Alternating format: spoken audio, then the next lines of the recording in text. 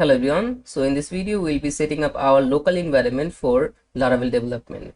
Mainly we'll be using three softwares in our all over this course. First will be the text editor, second will be the local server, and third will be the browser. Okay.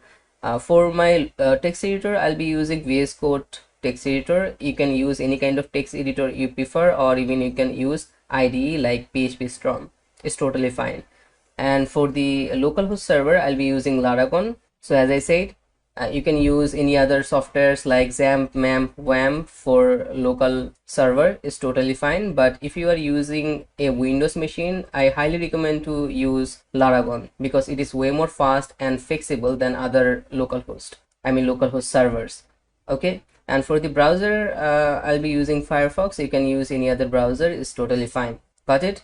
So let's download our stuff. First of all, let's download the VS Code or any other text editor that you prefer. I already downloaded and installed VS Code, so I will be not downloading it. Then we have the Laravel, so I will just download the Laravel from here. Let's go to download, and from here you'll find this edition section where we have download Laravel full. So I'll be downloading it full. Just click on it, and as you can see, our download is started. So I'll be wait a bit for complete the download. Okay, so download is completed. Now I will just install it. Let's open it here, double click. Okay, then you can just next.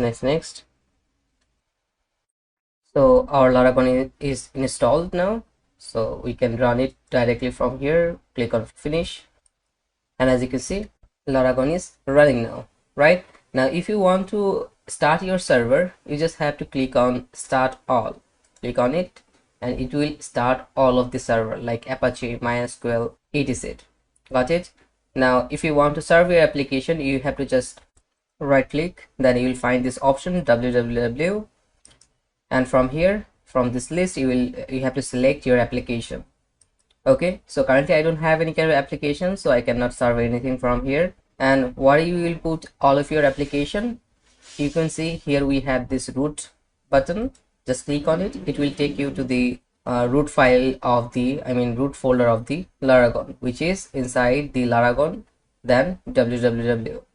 Basically this is the path where we installed our Laravel application. I installed the Laravel into my C drive. So if I open the C drive, as you can see, the C drive, we have this Laravel folder. Open it. In the Laravel folder, we have this www folder where we have to put all of our application. Okay, so if I add here a new file, let's say test, enter, and create a index.php here. Let's add a new document here. Let's add here index.php. Yes, and we can open it via VS Code. Open it. So as I said, I already installed the VS Code. If you didn't, you just have to download it and install it into your device. That's all. Now we can add here a PHP tag, and let's say echo server. Have to add a string here, is running. Got it? End this line, and here we have some message restricted mode. Let's click on manage, click on trust. Okay, end this line, Control S. Let's go back now and open the Laravel again. Right click, let's click on test. As you can see, I created a new folder into my www folder, and here in the list the name of the folder appeared. Right, click on test, and as you can see, we're getting our string server is running. That means our server is working fine. Right?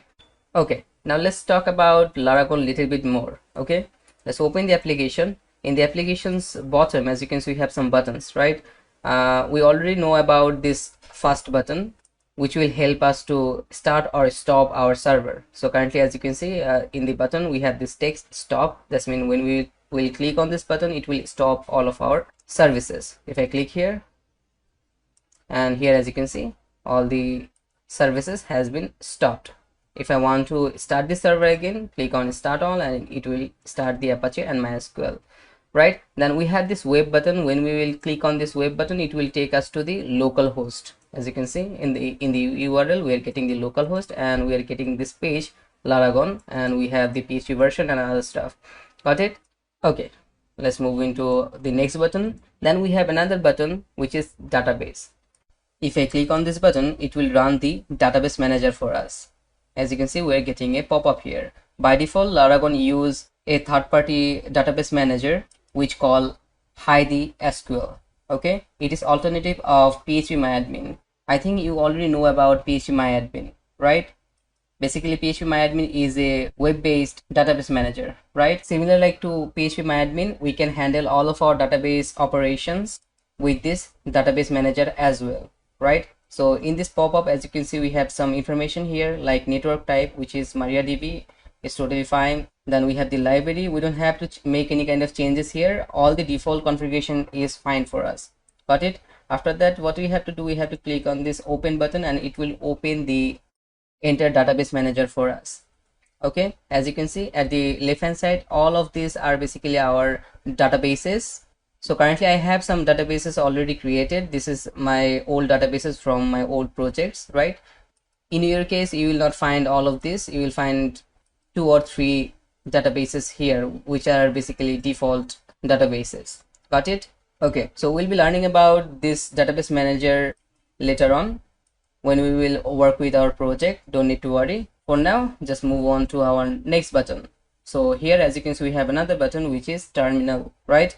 If I click on it, so it will just open a terminal for us. Okay, here as you can see, we have a terminal, and basically instead of using the default terminal from our Windows CMD or PowerShell, we'll be using this CMD terminal that comes with the Laragon, because it have access to all the applications that we want, like PHP, Composer, and other stuff, right? So in here, if I add here php-v, enter, as you can see, it is giving me the PHP version, right?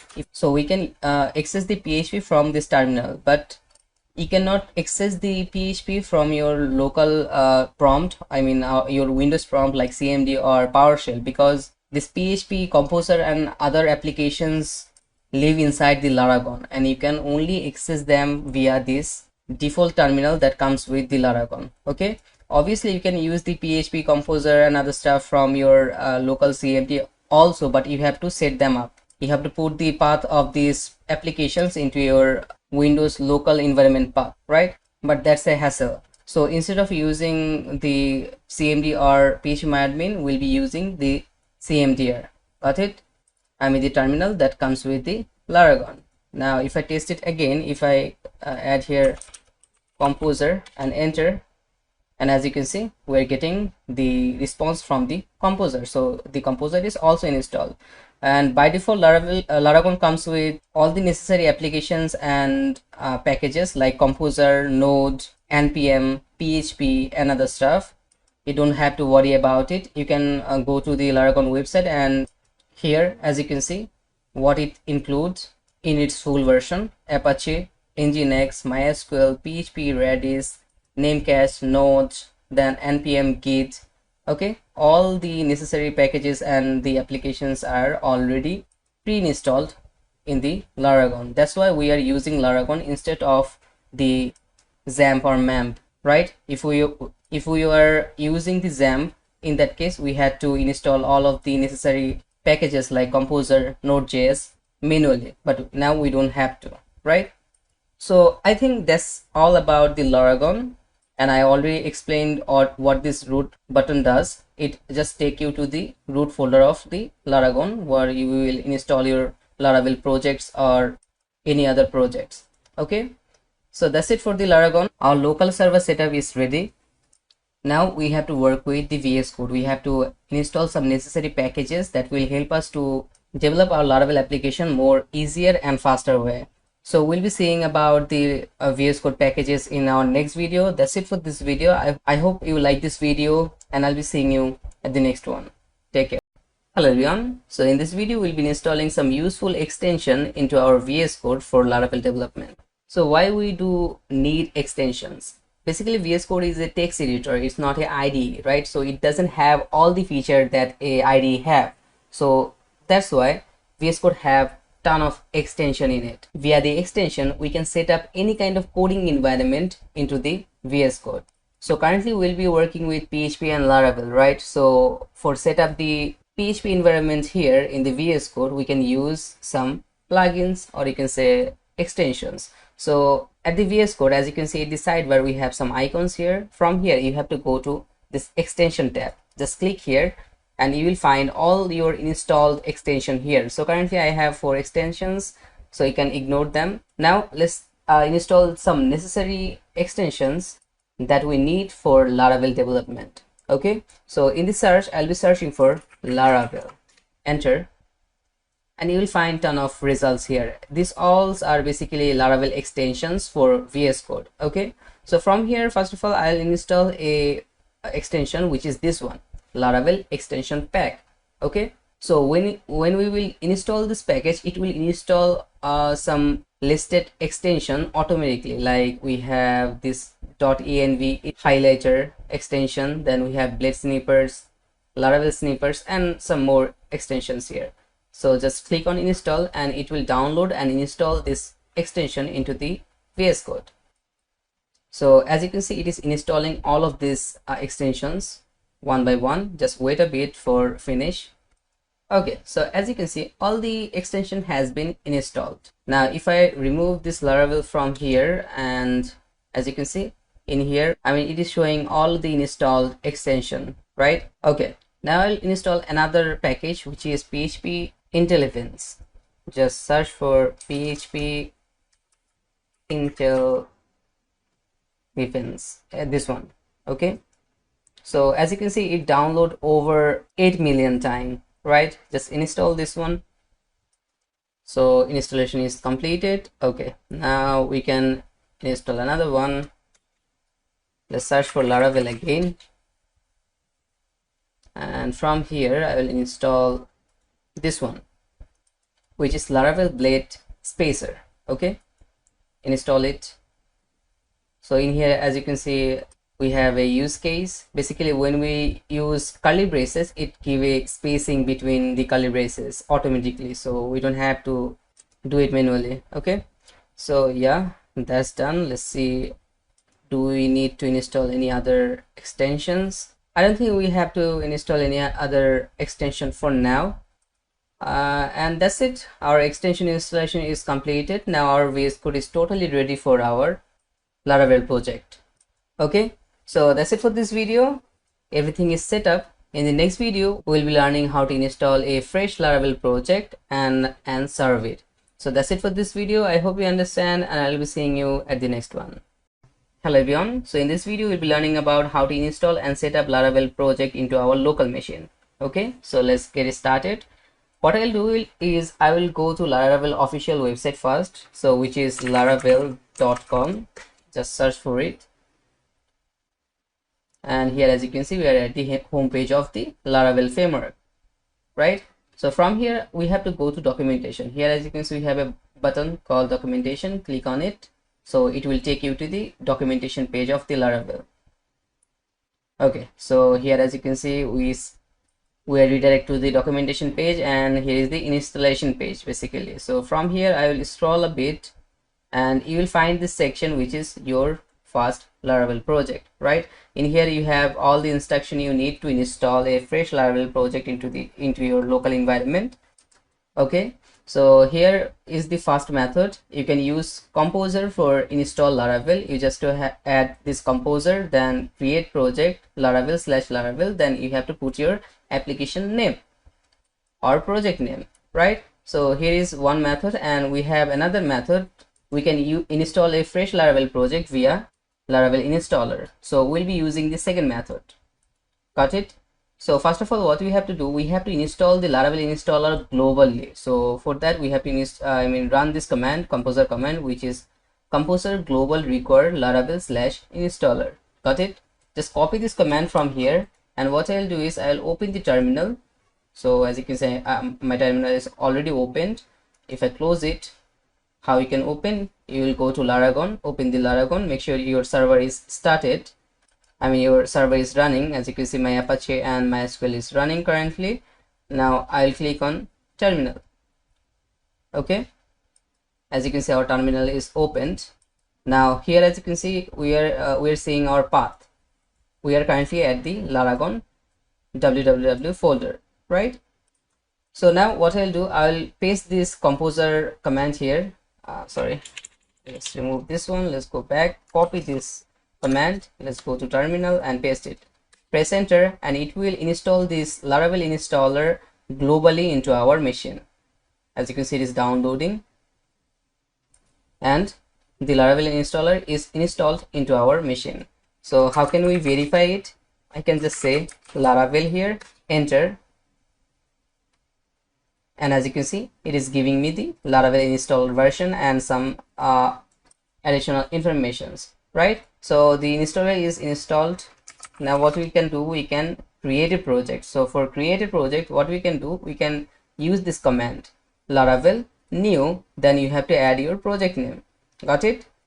Okay, let's see how can we do that. I will add here Laravel new, and let's say our project name will be we can call it test project. Got it? And make sure you are inside the Laragon, I mean this path Laragon then www folder, right? Because if you don't put your application, or you can say if you don't create the application into this www folder, so you cannot serve your application from the Laravel I mean Laragon will not find your project.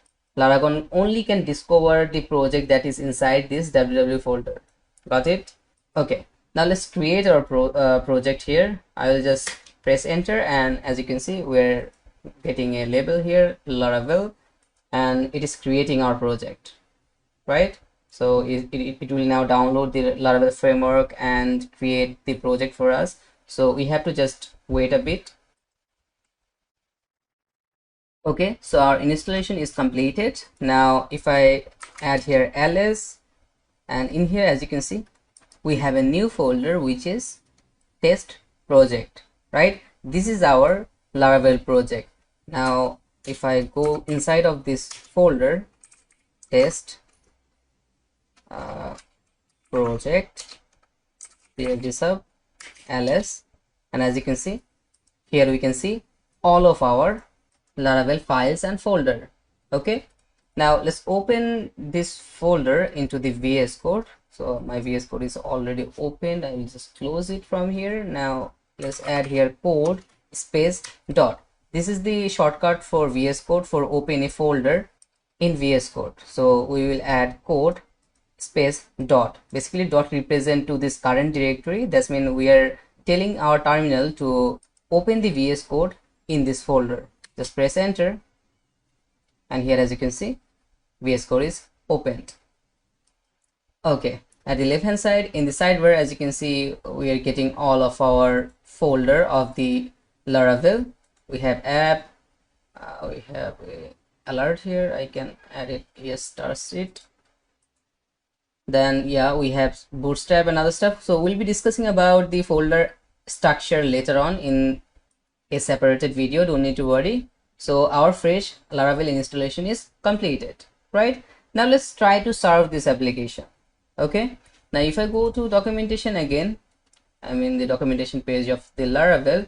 As you can see, it is saying that after the package has been, project has been created, start Laravel local development server using the Laravel Artisan CLI serve command, right? So as you can see, they are going inside the project cd, then project name that we already did into our terminal, right? We are currently at the inside of our project directory, right? Here as you can see, we have all the project folder. Then what we have to do, we have to run this command php artisan serve.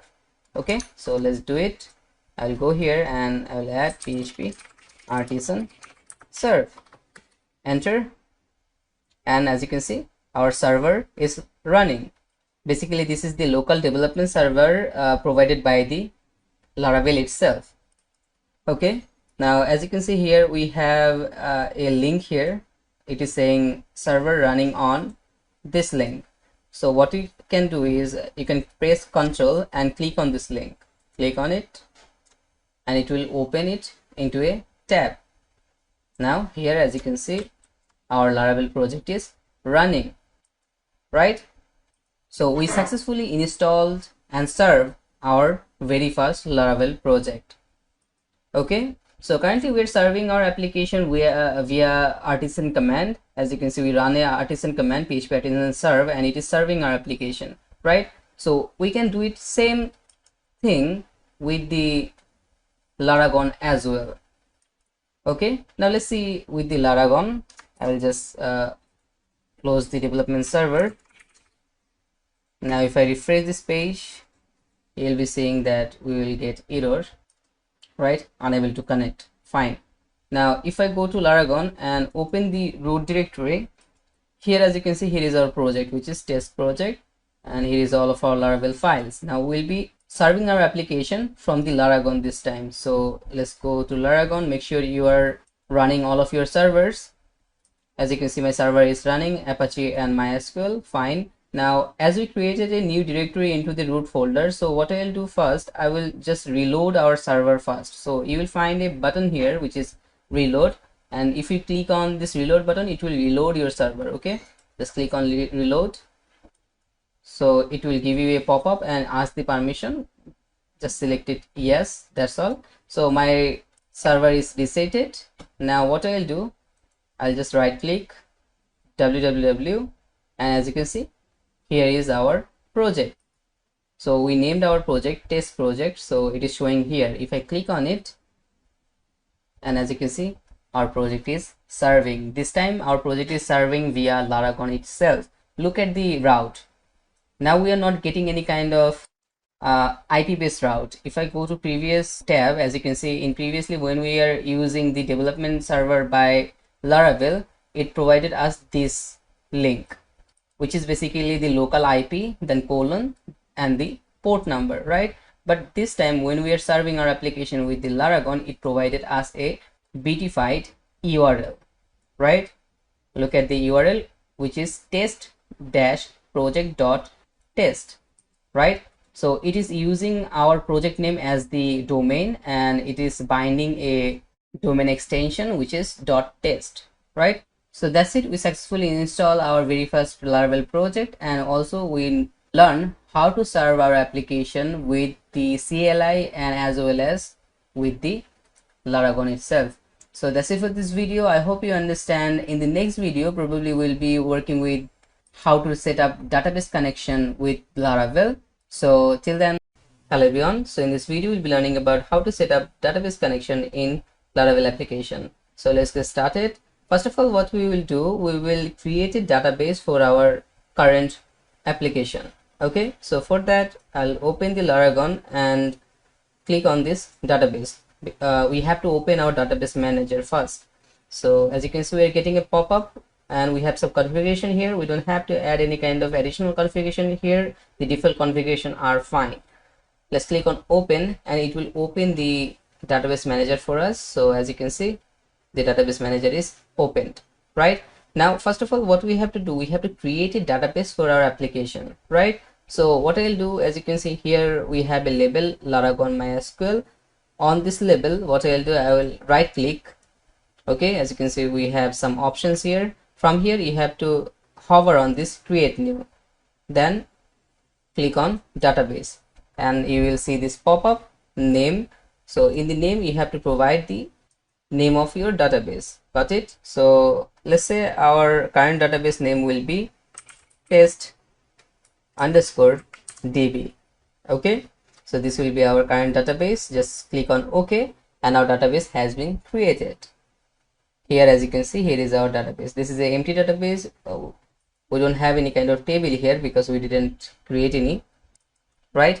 So our database is ready. Now what we have to do, we have to connect with this database from our application, right? So let's open the application, open the VS Code, and make sure you opened your application in it. So here, as you can see, we have all the files and folder from the Laravel, right? So in here you will find this .env file. Just open it.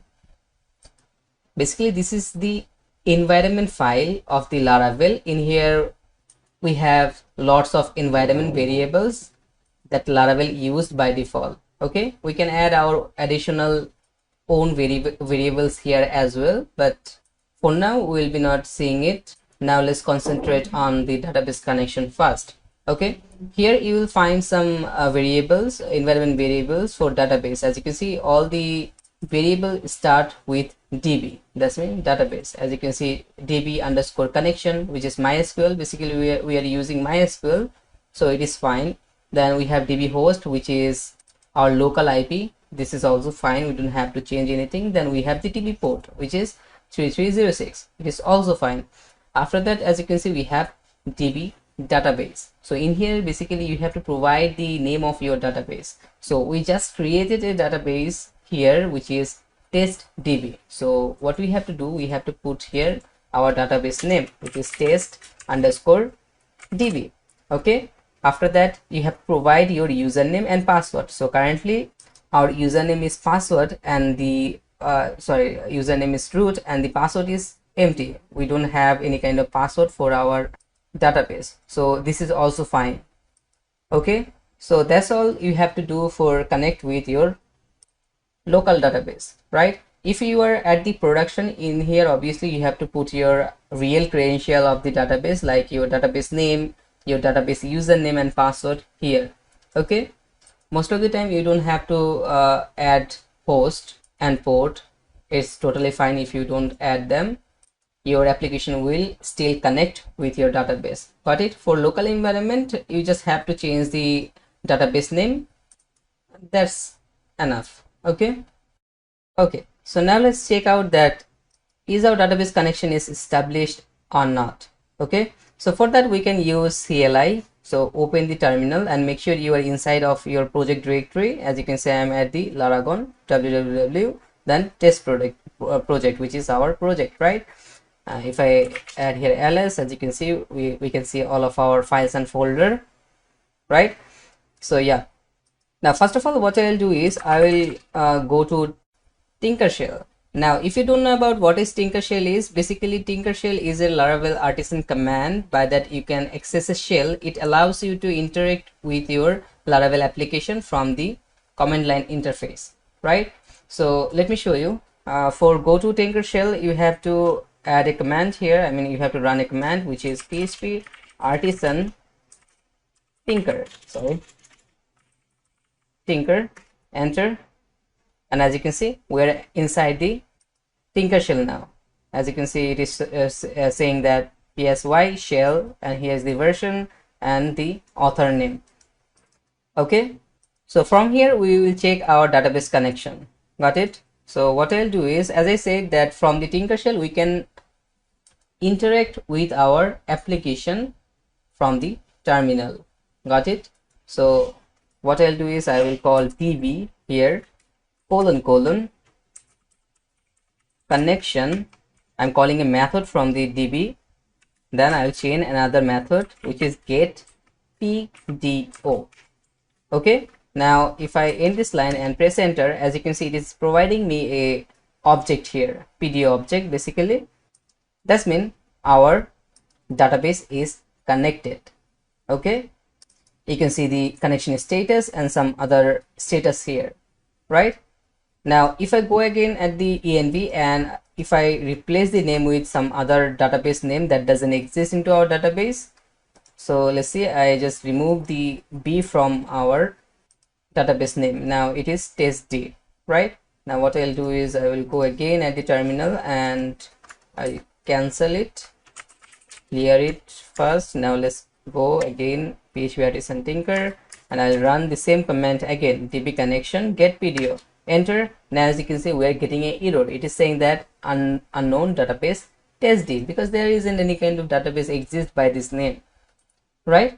So if our database name is right and it is connected, that's mean it will give us a pdo object as a return when we will run this command, db connection get pdo. Okay, so we are still getting the error because we have to first of all close the shell. Then we have to again go inside of the shell because we made some changes into our application, right?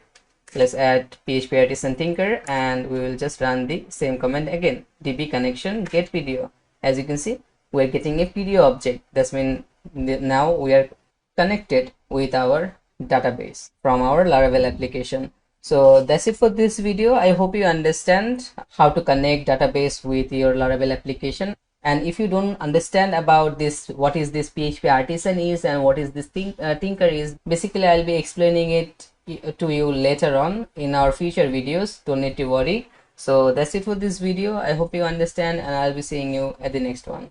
Take care. Hello everyone. So in this video we'll be discussing about the folder structure, or you can say directory structure of Laravel. So as you can see, I already opened our application into the VS Code.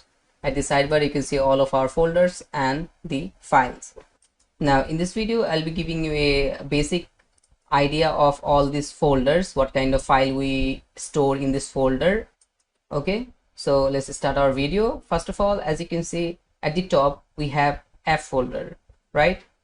Basically, app directory is the heart of our Laravel application. It contains the core application code, including controller, model, middleware, and PHP classes. Now, if you don't know about this sort of stuff like middleware, model, and controllers, we'll be discussing about them later on in our future video. Don't need to worry. If I open this folder, you'll be finding some more nested folder inside this main folder app. And as I said, this is the heart of our application. All the classes, all the main classes that we will be creating, we will add those classes into this folder. As you can see, we have the console, so you don't have to know about the console exception yet because we are covering basics of the Laravel, right? But this is important. The HTTP folder, basically it holds all the controllers, middlewares, and we have this kernel.php as well. Let's focus on the controller. Basically in here we will create all of our controller class, so we'll be discussing about the controller later on. Then we have the middleware folder where we will put all of our middleware classes, right?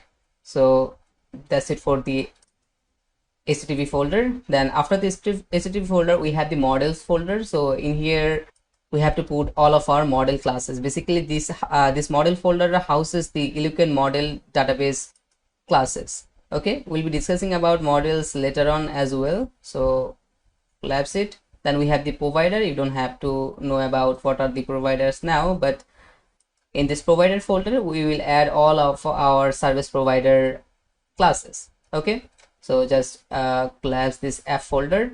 Then after the app folder we have the bootstrap folder.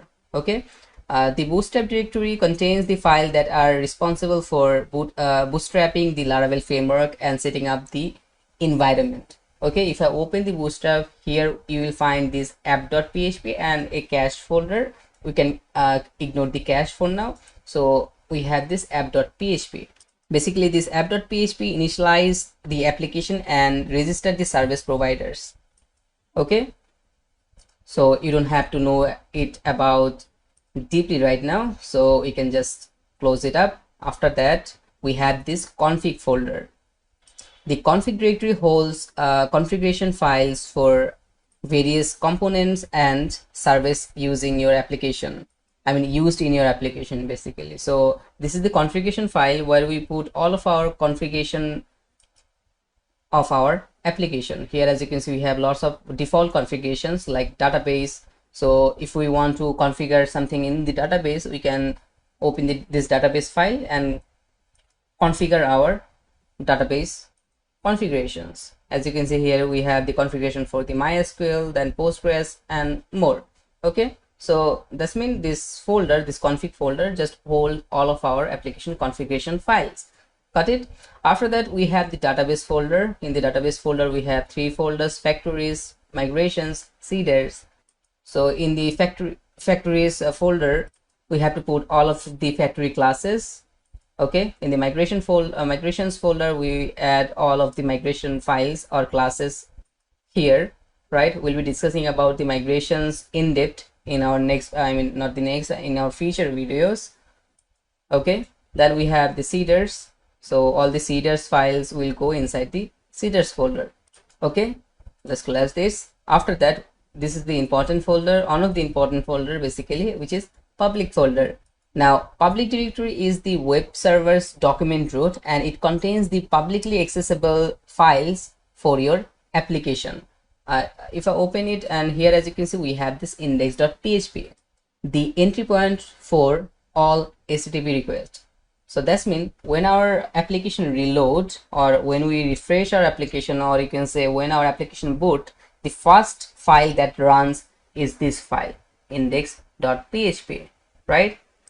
Okay, so yeah, and all of the file that we will create inside this public folder will be publicly accessible. So that's mean we can access all of this file from our front end. Got it? Okay, let's move into our next folder. We can close this up.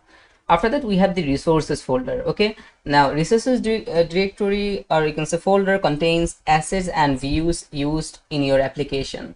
Here you will find CSS and JS. In here you can put your CSS and JavaScripts files here. Then we have this view folder. Basically, view contains the blade templates for generating HTML views, right? If you don't know, let me give you a context. Basically, in Laravel, we directly not write HTML. I mean, as you can see here, we have a file called welcome.blade.php, right? So what we do in Laravel is we write our all the front end templating code into the blade file, or you can say all the HTML codes in the blade file. If I open this welcome.blade.php, in here you will find HTML codes. As you can see, document HTML. Basically, Blade is a templating engine that help you to run several Laravel stuff into your HTML code easily, right? And all of our view file or template file will go inside this views folder. Got it? Okay, so we'll be discussing about views later on, obviously. So let's move into our next folder, which is routes. Okay, basically route directory contains route definition for your application. All the routes that we'll create into our application will go inside these route files. Majority time we use this web.php, which is the route file for our website, right? Then we have some more route files for API. As you can see, for the API we have api.php. For channels we have channel. For console we have console.php, right? Most of the time we use web.php. Okay, so this folder holds all of our websites, or you can say our projects route files. So we'll be discussing about routes as well. So after routes folder we have the storage folder. Basically, storage directory contains files generated by the application, such as log, cache view, and uploads file. Okay, so here as you can see we have app folder, public folder. So in the public folder we can upload our files. Suppose you are using a form. In the form you have to upload an image. So when you will upload the image will go inside this public folder. Basically we store all of our files into this storage folder in the app public folder, and also you can store your files in the main public folder as well. We'll be seeing it later on. Okay, so as I was saying that this storage directory contains files generated by your application. Okay, so yeah, just remove collapse it. Then we have some more folders here, as like log folder. From here you can see all of your application log. Then we have a framework folder where basically Laravel holds its caching sessions and other stuff. We don't have to dig deeper about it for now. Okay, now the next folder is tests, right? Basically test directory holds all of your application automated testings files. Okay, so sometimes we have to write automated text for our application for prevent errors. So all the test files that we create, we have to put them into this test folder. Okay, after that we have vendor. Basically vendor directory contains the dependencies installed via composer. All the Laravel packages that we will install into our project will go inside the vendor directory. Okay, in the vendor directory you will find the Laravel itself. As you can see here we have the Laravel here. All the Laravel features that we can access from these folders are coming from the vendor. Okay, so this vendor folder just hold all of our dependencies that we install via composer. Got it? Okay, after that we have the env. We already work with the env. Basically it holds all of our environment variables. Okay, then we have the artisan file. Basically this is the command line interface for the interacting with your Laravel application. So in previously we run some commands, right, with PHP Artisan. So when we call PHP Artisan, basically it calls this file. Okay, then the last one, which is composer.json. Okay, the composer.json is a dependency management file. Okay, if you want to install any kind of third-party package, you can use terminal for it for installing new package into the Laravel, or you can also use this composer file for install it into the project. Okay, so in short, via composer.json we can manage our dependency. Okay, so in here, as you can see, we have some keys like record, dev record, so where we are recording the necessary packages like Gazelle framework, Laravel framework, and some other stuff. Then we have the PSR4 autoloader. From here, Laravel is autoloading all the necessary files from some specific folders, right? You can add your own folder or directory here as well for autoload your all the classes. Okay, so that's it. That's all about the directory structure of the Laravel. I just try to give you a basic idea about this structure. I hope you understand. That's it for this video, and I'll be seeing you at the next. Hey everyone, in this video we're going to take a look at Laravel Artisan.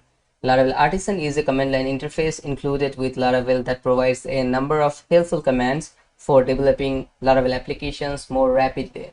Okay, so to get started, first of all, what we have to do, we have to open our terminal. As I said, it is a command line interface, right? So we have to open the terminal and make sure you are inside your project. As you can see, I'm already inside my project. Okay, now how to write artisan commands. All the artisan commands will start with PHP artisan. Then in here you have to provide the name of your command, right? So for this example, I'll be not adding any kind of command name yet. I will just add here PHP artisan and press enter. And as you can see, Laravel is giving us a response, and basically these all are available commands, artisan commands on Laravel. As you can see, we have ton of commands here, right? Let's go to top. Okay, so first of all, as you can see, it is saying that how to use the command. So first of all, you have to write the command, then you can add options and the arguments, right? Then here, as you can see, you have information about options. Okay, available options. Then we have the available commands here. Now in the first command, as you can see, about, and at the right hand side you can see the description of the all commands. For about command, as you can see, it is saying that display basic information about your application. Let's try it out. Let's go to bottom, and as I said, all artisan commands will start with PHP artisan. Then you have to add the command name. So our command name will be about. Enter. Let's see what it gives us. Okay, so as you can see, it is giving us a basic information about our project. As you can see, here is our application name, which is Laravel.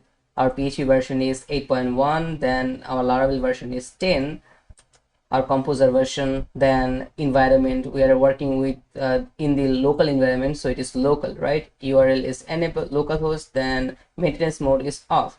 Then we have some caching information. So as you can see, the events, config, views, and also you can see the status of them. These ons are not cached and our views is currently cached, right? Then we have some drivers here. So basically you got the point that we can see the basic information with our this PHP artisan about command. Okay, let's go to top and let's explore some more commands. Okay, so we have clear compiled command, which will remove the compile classes file. Then we have db command, docs, down, env, help. Then we have inspire. So look at the description, display a inspiring code. So when we will run this command, it will give us a inspiring code. Let's try it out. Let's go at the bottom again, and I'll add here PHP artisan inspire. enter, and as you can see, it is giving me a inspired code, right? Because you are alive, everything is possible. Pretty fun, right? Okay, these all are basically normal commands. We have some commands that will help our project build our project more efficiently. Like we have this migrate command, which is really important. Then we have this serve command. We already used the serve command at our Laravel installation video, if you recall. Okay, then we have this tense command, and we have this tinker command. We already used the tinker command, right? As you can see in the description, it is saying that interact with your application. Okay, then we have some auth commands here, then some cache commands, then we have some important commands, some db commands, as you can see here. Then we have some event commands. From here we can see the event list, generate missing events and listener based on the registration, and many more. Okay, then at the last we have some make commands. So we use these commands most of the time. So in the structure video, I mean directory structure video, I already discussed about all these structure or folders about Laravel, right? You already saw that we have lots of folder into our project. We have controller folder, model folder, provider folder, observer folder, not observer, migration folder, right? So for create controller, we have a command. Okay, so as you can see, for creating a controller, we have a make command where we can create a controller easily with our Artisan command. Then for me making an event, we have a command as well. So similar to this, we have model command for create model, we have migration command for create migration, we have middleware command for create middleware classes. All of these already has been automated via Artisan commands. So if you want to create a new class, suppose a controller class, you don't have to create it manually. You can just run a command, and Artisan will create that file automatically for you. Got it? So it makes our work more easier and faster. Okay, so after that we have some migration command, as you can see. Then model, notification, package, we have some commands for kiwi, and for route, as you can see here, we have some route commands. We can use it actually. If I go to bottom, and if I add php artisan route list, it will show the route list of our application. So as you can see, it's showing the route list of the application. So we have total 6 route into the project right now, right? So that's how you can use Artisan commands. In here we have lots of Artisan commands, as you can see, and each of these commands serve its purpose perfectly. Okay, so these Artisan commands are really helpful, and we'll be using that a lot into our future videos. Okay, so that's it for this video. If you want to know more about Artisan command, you can just see this list and read this short description that what commands do what, right? You will get a better idea. Then you can also run some commands for testing. It's totally fine. So that's it for this video. I hope you understand. Hello everyone. So in this video, we'll be specifically working with a single Artisan command, which is tinker command. We already saw an example about tinker command in our database setup video, but I think we need a dedicated video about this specific command because it is really helpful. Okay, now let me give you a context what this tinker command do. Basically, tinker commands open a shell. It is tinker shell, which will help you to interact with your Laravel application. Okay, so basically, as you know that we have lots of Artisan command into the Laravel. If I add here php artisan, enter, and you will see all of our Artisan commands here are listed. Right now, these commands are for help you to create some stuff. You can monitor your application, you can see some details about some stuff, but in all of this command we have a unique command, which is tinker. Okay, as you can see in the description, it is saying that interact with your application. So from all of this command, I mean Artisan command, only we can interact our application with this tinker command. That's why I'm creating a separate video with the tinker, because it will help you in lots of way in the future. Okay, so for use tinker, what we have to do, we have to run the tinker Artisan command. So let's go at the bottom, clear this up, php artisan, and we have to provide the name of the command, which is tinker. Enter, and as you can see, we are currently at the Tinker shell, right? Okay. Now, how to check that we are accessing our application now? I mean, we can interact with our application now. Let's open the terminal, and I'll be closing this one. We have this env, right, where we have all of our environment variables, and for access this variable we have a function, I mean global function into the Laravel, which is env. Okay, if I open a page here, by I mean env, it is a basically a function like this. So in this function you have to pass the variable name that you want to access. Like in here we have all of these variable names, right? So if we want to access the app name from the env, we just have to put here the app name, so it will give us the response, which will be our app name, current app name, right? So Laravel, like this. Okay, so let's test it out into the Tinker. I'll just close this up. Let's go to our terminal, and what I'll do is I will add here env double quotation, and we will access the app name. So let's provide here app underscore, we have to write it same as the variable name, app name, press enter. Now as you can see, we are getting Laravel as our response because this is our app name, Laravel. Got it? So this means now we can access our application, or you can say we can interact with our application from our terminal. Okay, we don't have to go to our front end or browser to see any kind of changes. We can also use this Tinker shell. Okay, I can clear this up. Now also you can do more stuff here, like I can run any kind of PHP stuff here. Let's say I will add a variable here. We can call it result is equals to 2 plus 2, sorry, 2 plus 2, enter. As you can see, it is giving me the result of 2 plus 2, right? And also we can access the database from here as well, but currently in our database we don't have any kind of data, and as well as we don't have any kind of model right now, right? So we cannot access the database yet, but we already saw an example how to check the database connection from the Tinker, right? So let's try to do it again. db, basically in Laravel we have this db class.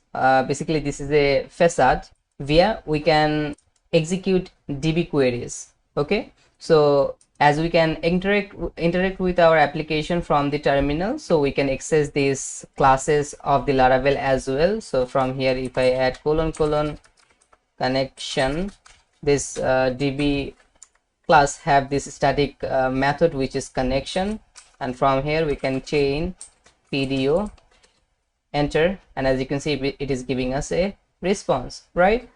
Okay, now let's see another example. So in Laravel we have another class, or you can say another facade, which is str facade, which we use always for manipulate string.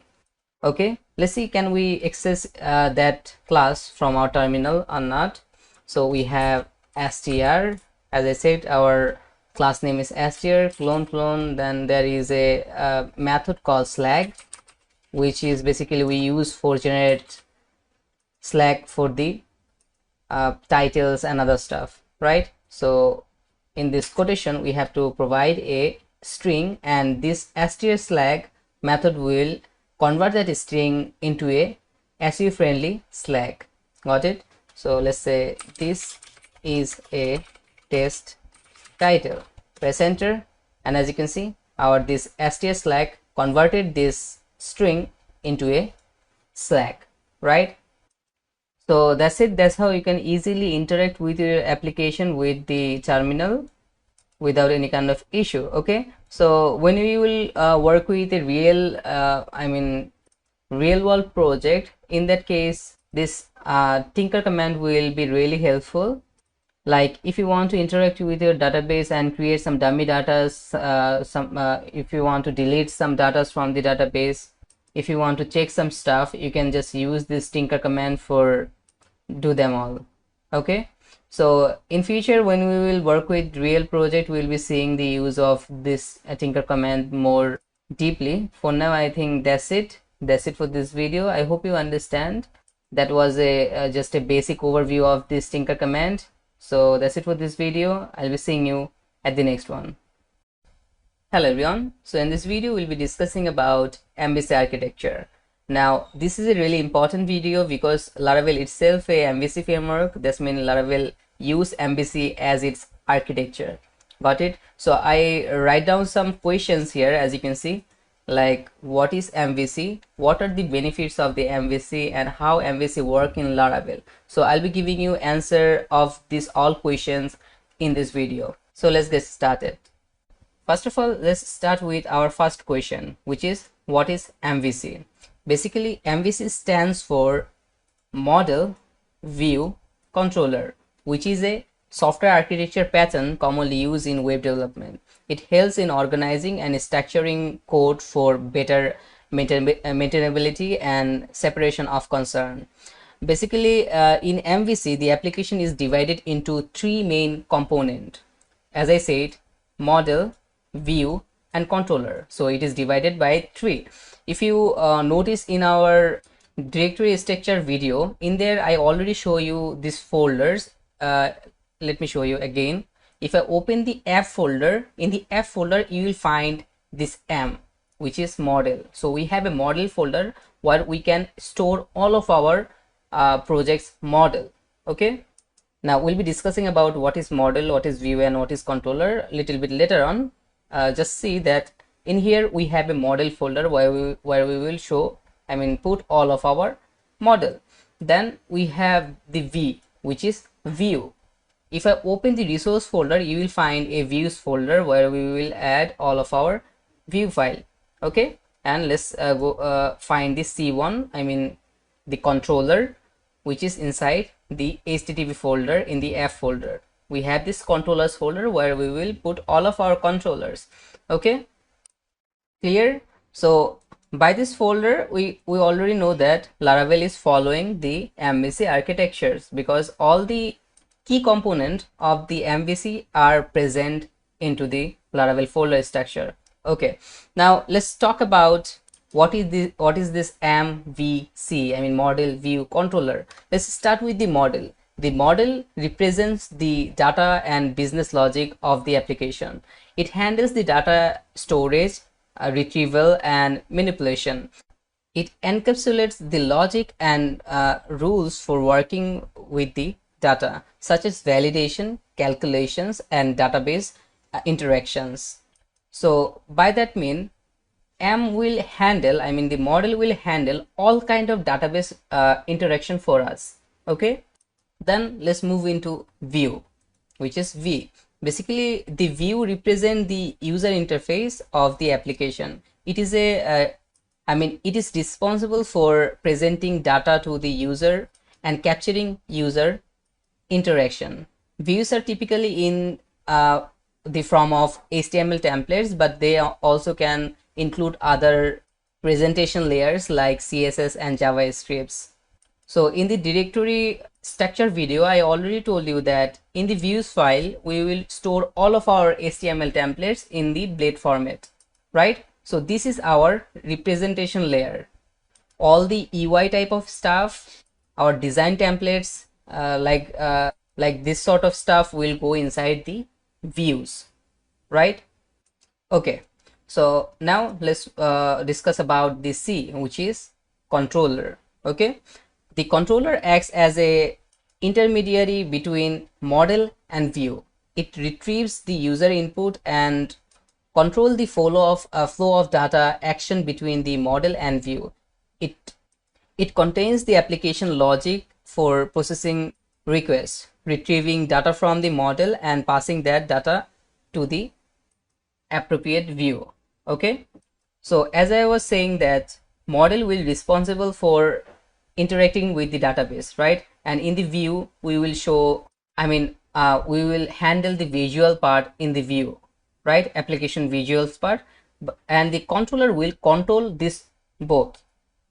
Controller will basically control the flow of data and action between model and view. Okay, so these three are the key components of the MVC structure. So I hope you understand. We got our first questions answer, right? So we can cross it.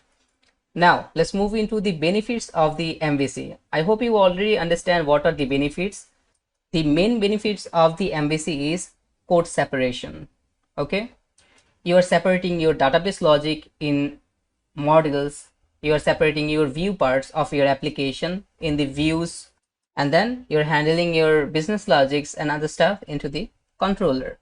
As we are separating all of our code base in three base components, that means our code will be more reusable. So that is another benefit of the MVC. Because suppose you created a user model, okay, suppose you have a user table into the database, and you created a model for it for interact with that database table, right? Now when you created this model, that's when you can use that model in multiple classes and multiple portion of your code. So your code is now reusable, right? So similar way, if you create a view file, you can use that view in several portion of your application without any kind of issue. Similar goes for the controller. And if you use this MVC architecture, your code will be more readable and organized. So next time when you will be maintaining your application, or suppose any other new developer is working on your project, he will directly understand where the files are, where are the view files, where are the models, and where are the controllers, right?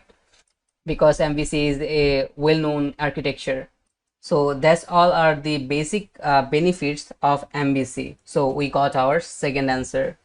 Now, how MVC works in Laravel.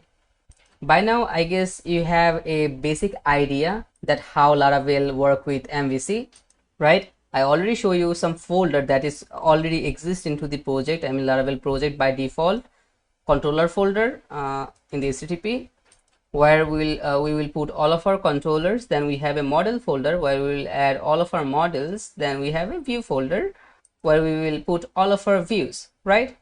Okay, so let me give you a visual idea how these three components work. I mean how MVC works in Laravel. Okay, so for that I already created a diagram. If I open this file, that is mvc.draw.io, basically I am using a extension for draw the diagram here. Okay, now let me explain how the MVC works in Laravel. It is pretty simple. So first thing, as you can see, we have a web page here. Suppose this is our Laravel application, right? So from here, user can send any kind of request, right? User can click on a button, submit a form, or do whatever he wants from here. So when the user will submit a request, the request will handle via Laravel routing system. So when the user will send a request, it will go to Laravel routing system, and Laravel routing system will try to resolve that request. If we find a corresponding route that user trying to access, what it will do, it will invoke the controller method that will handle the request. Okay, let me recap it again. First of all, user will send a request, and request will go to Laravel routing system. After resolving that request, it will call a method from the controller that will handle that request. Suppose user want to fetch something from the database, right? So it will go to the action will the request will go to routing system, and if the routing system can resolve that request, it will call a method from the controller, and controller will handle that request, right? Suppose in our database we have a column called fruits, and user want to see all the fruits list is available into our database. Okay, he will send a request, it will resolve via the routing system of the Laravel. Routing system will invoke a method from the controller, and controller will handle the logical part. What it will do, it will interact with the model. It will say that give me the list of the food. So all the calculation and database operation part will go will happen into the model. Okay, after fetching everything and doing everything, it will return that response to the controller. Okay, then controller, what the controller will do, controller will send that response to the view, and then we will render the view into our home page again. Got it? It is pretty simple if you understand this total circle. User will request anything from our application, so request will go to a routing system of the Laravel first. Laravel routing system will resolve that request and it will invoke a controller, method from the controller that will handle that request. Okay, then controller will what the controller will do, controller will call the model that do your operations. So model will fetch or do its stuff that the instruction is provided via the controller, and after fetching all the data or doing its operation, it will return the data to the controller again. Then what the controller will do, controller will send that return data into the view, and then we will render that view into the home page again. So when the user is trying to see the list of the fruits, when he is submitting, or you can say clicking on the button, it will go from this all of this process, like from the route, then from the controller it will fetch the data from the model, and model will return the data at the controller, and then controller will return the data, fruit list, into the view. Then we will show the fruit list at the home page again, web page again at the user side. Then user can see the fruit list. Okay, so that's how the total MVC architecture work in Laravel. If you are still feeling little bit confused, don't need to worry. When we will work with the project and see some more examples in our upcoming video, you will get more clear about this MVC architecture. Okay, so that's it for this video. I hope you understand the concept. It is really easy. You can take your time to understand this whole circle, how it's working. Okay, so that's it for this video. I'll be seeing you at the next one. Take care. Hello everyone. So in this video we'll be discussing about the routing concept of Laravel. Before jumping into the Laravel part, we have to first of all understand what is route, right? Basically, in the context of web development, a route is a definition or mapping that associates a URL with a specific action or functionality in web application. It defines how an incoming request should be handled and which code or logic should be executed to process that request and generate a response. By simple words, in route there will be two things. One will be a URL and second will be action. Okay, so when a user will hit a URL, a action will happen, and basically the routing system, or you can say route, defines how the incoming request should be handled and which request to call. Okay, so that's the simple definition of route and routing. This concept is really easy. When we will go to our practical stuff, you will understand more better way. Now let's talk about the Laravel routing. Basically, Laravel routes are used to define URL endpoints that map to a specific action or controller in your application. Laravel provides a dedicated routing system that allows you to easily define and manage routes. Now let's talk about where to declare routes. In Laravel, we have a dedicated folder called routes in our directory list where we can add our routes. In this route folder, you will find some files like API, channel.php, console.php, and web.php. Mainly, most of the time we work with web.php. In this file, we register all of our web routes, right?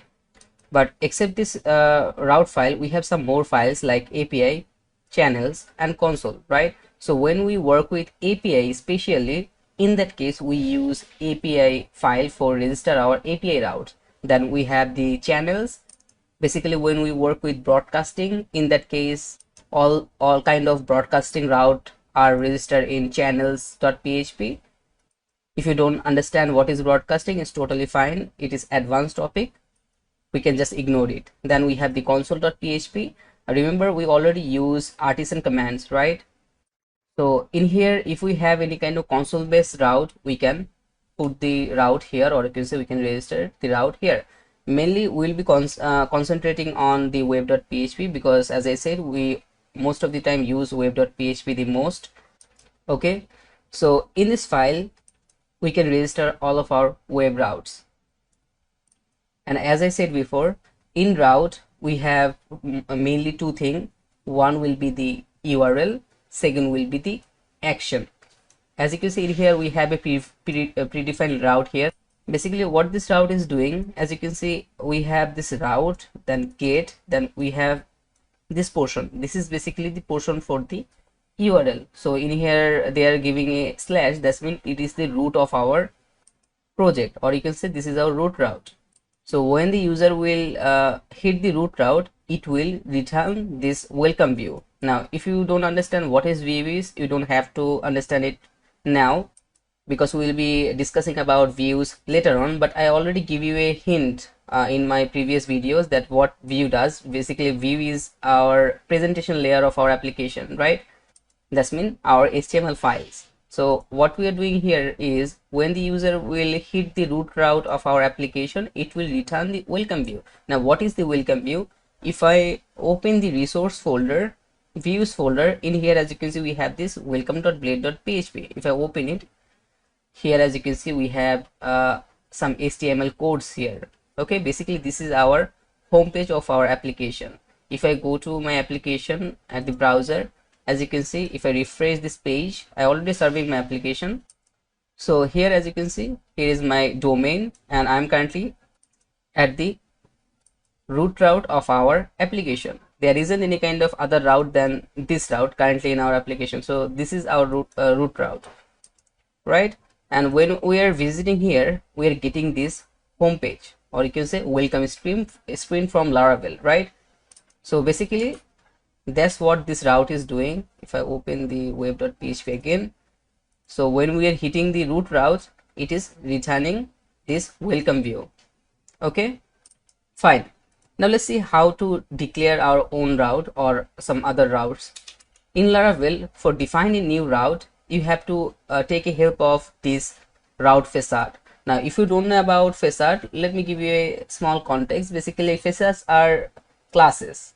Okay, for now just understand that facades are classes, and we can use these classes into the Laravel by just importing them at the top of our file. Got it? As you can see, it is coming from this root route class is coming for illuminate support facade then route, right? Okay, so let's do it. So first of all, as I said, we have to call the route facade, then we have to add colon, then we have to put the method. Okay, so in Laravel there are several methods, I mean route methods, like get, post, put, delete, etc. Every method serves its own purpose. First of all, let's discuss with the get method. Okay, so you can just say by its name, it will get the data. Okay, it will send a get request to a specific URL.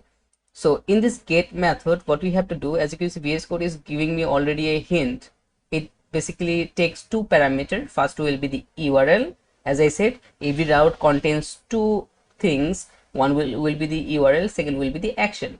So in the URL, you can add any kind of URL you want. So let's say I will add here about. So this will be my URL of this route.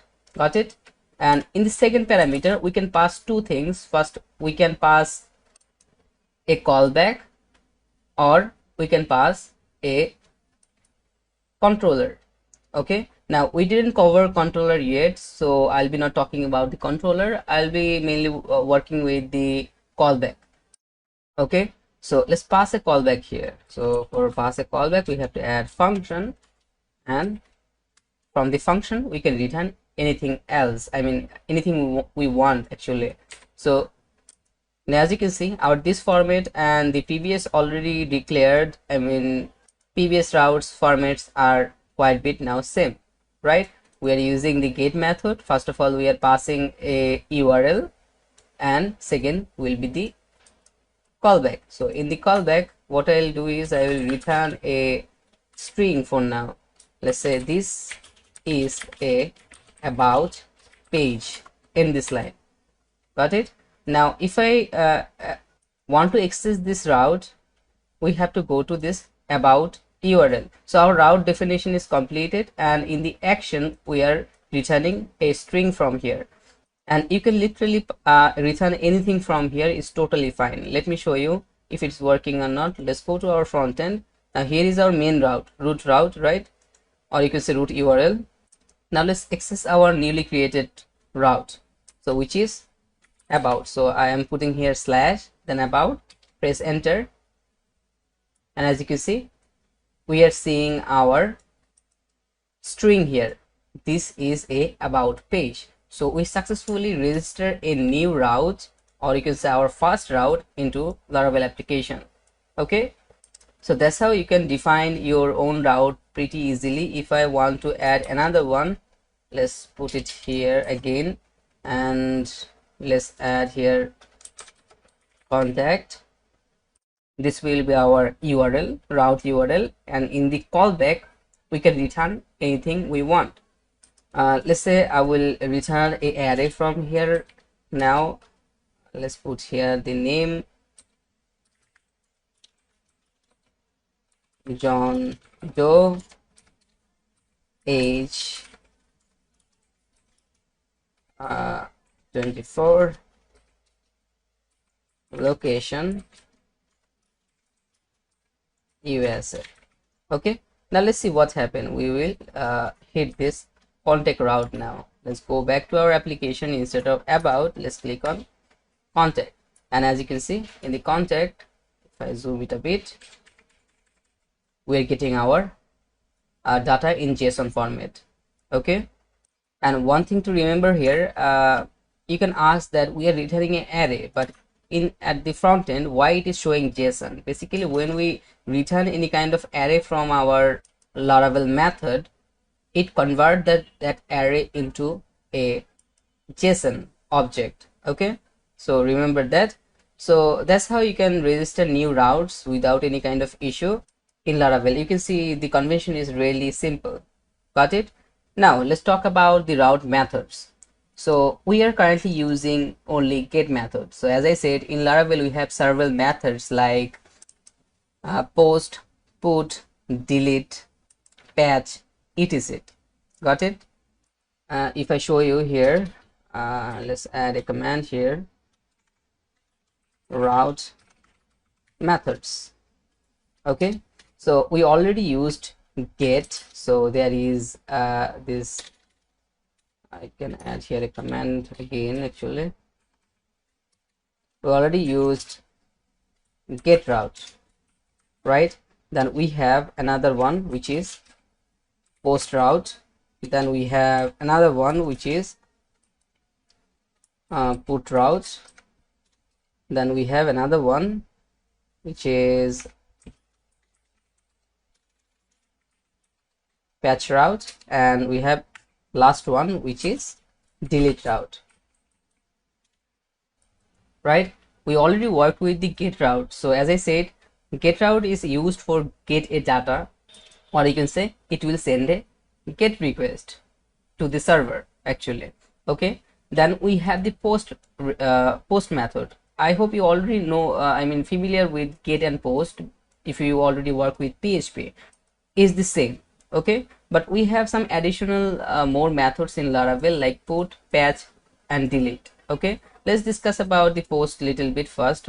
Basically, you know that when we submit a form, or when we need to send a post request to the server, we'll use the post method. In that case, what we have to do is we have to just call the route facade colon, and in this portion, after the colon, you have to provide your method name. So in previously we added get method, we selected get as our method. This time we have to add here post, and make sure you use smaller case for declaring the method name. Okay, so and rest of the thing will be same. In the method you have to provide the URL and the action. Got it? Now if we add here the URL and action, this will be a post route, so we cannot access this route via get method. We have to post a request to this route for get a response, right? So we can only use this route for posting. After that we have put route. Basically put and patch both are same. This two basically works like post method. So basically we use this put or patch method when we need to update a resource from the database, and we use post method for creating new data at the database. Okay, obviously you can use post method for update the database as well, I mean update the entry from the database as well, but for more flexibility Laravel gives you some more methods for work with the updating part. So Laravel always encourage to use put or patch method when when you are updating any stuff in the database instead of using the post method. Got it? And we have the last method. You already guessed what this method does. Basically it creates I mean if we need any kind of delete route, suppose I want to delete any data from the database, right?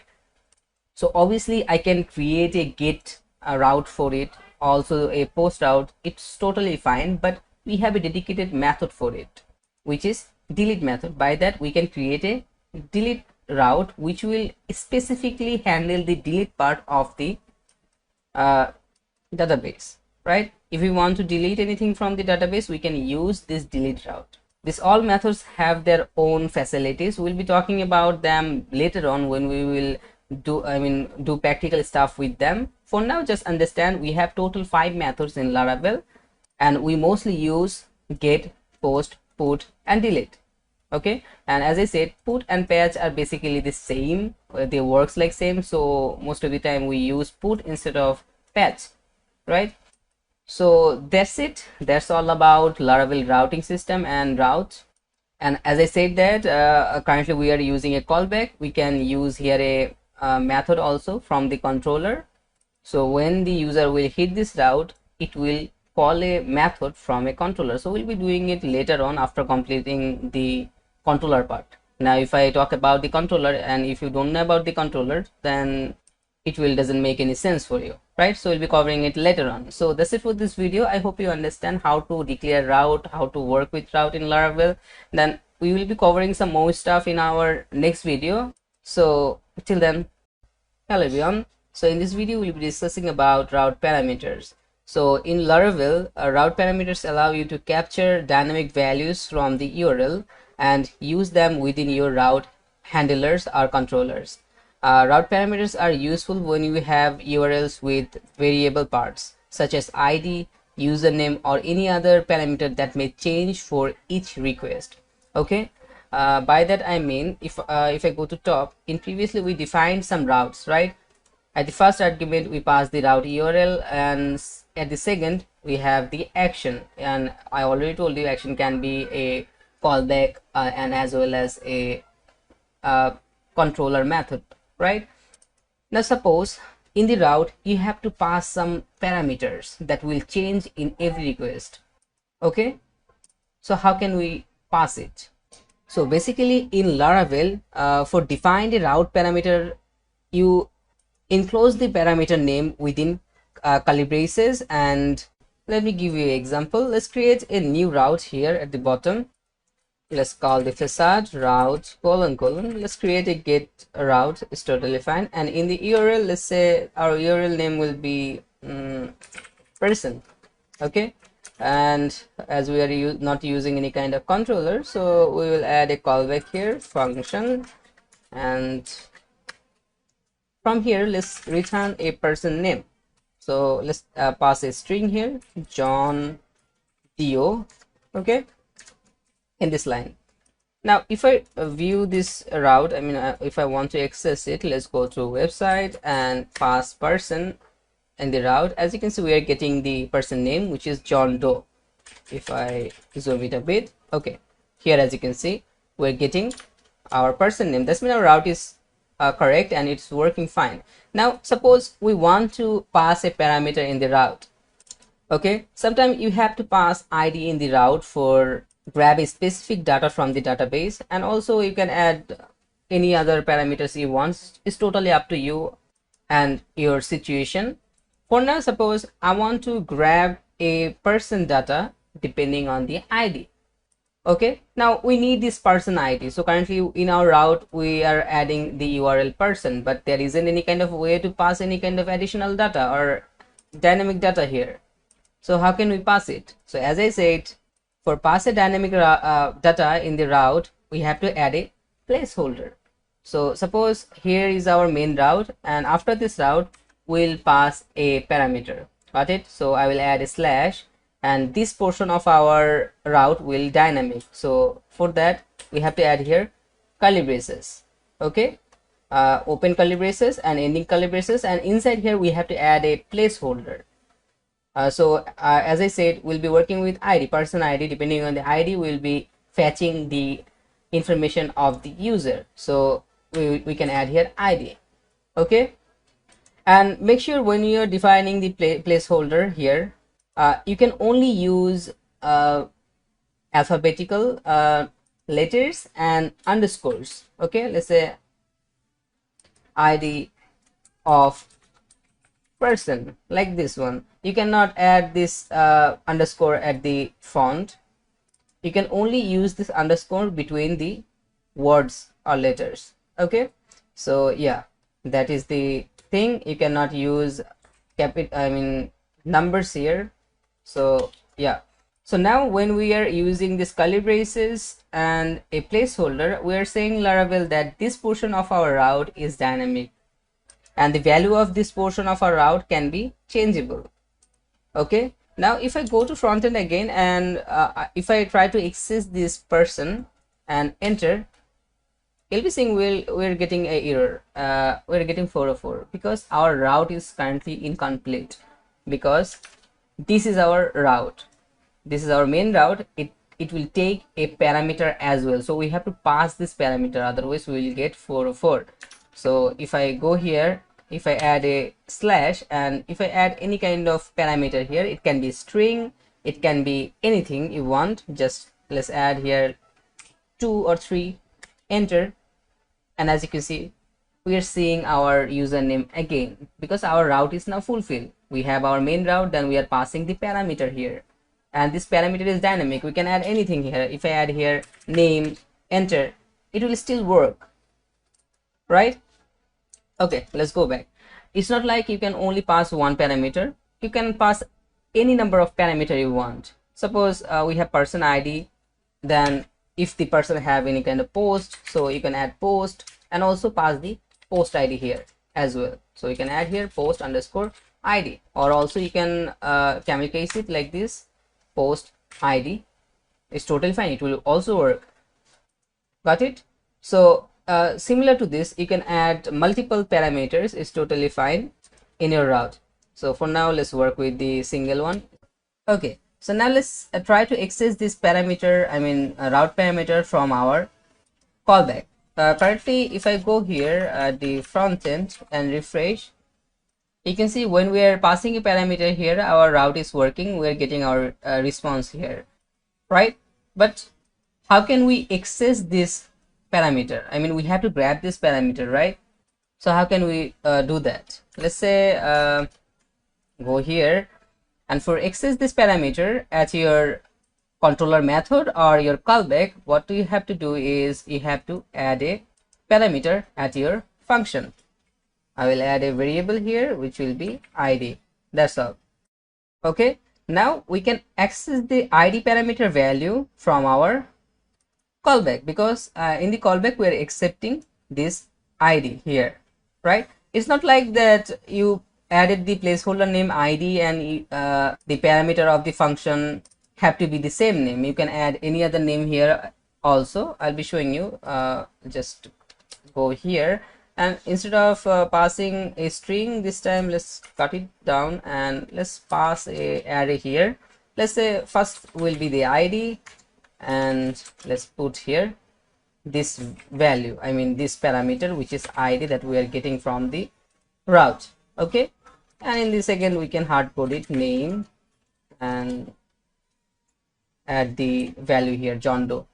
Got it? Now if I go here, and here we have the person route, and in here let's say the ID will be 4, enter, and as you can see in the JSON we are getting ID 4 here. This 4 is basically dynamic. Now if I add here 5 in the route or 6, enter, as you can see the ID is changed now. Now as we are accessing that ID at our function block, now we can do anything with the ID, like Via the ID, we can fetch a specific data from our database.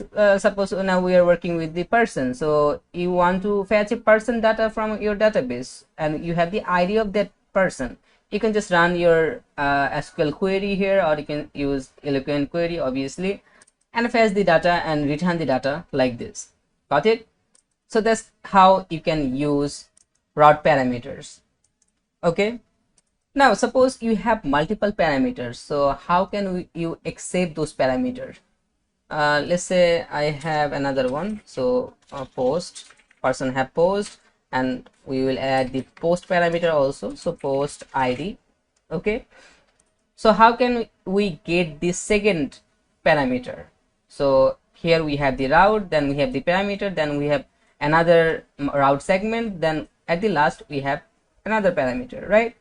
So for grab this second parameter from the route, you just have to add here a comma, and you have to specify another variable here. Let's say it will be post ID. That's all. Now if I go here, I can add another key here, which will be post, or we can put it after the name actually. Here post underscore ID, and we can pass here the dynamic portion of our parameter, which is this one, post ID. Right now we have to add this route at the front end. Let's add here, sorry, so this is the ID of the person. After that we will add post segment of the of our route, I mean URL, then we can add the post ID, let's say 4.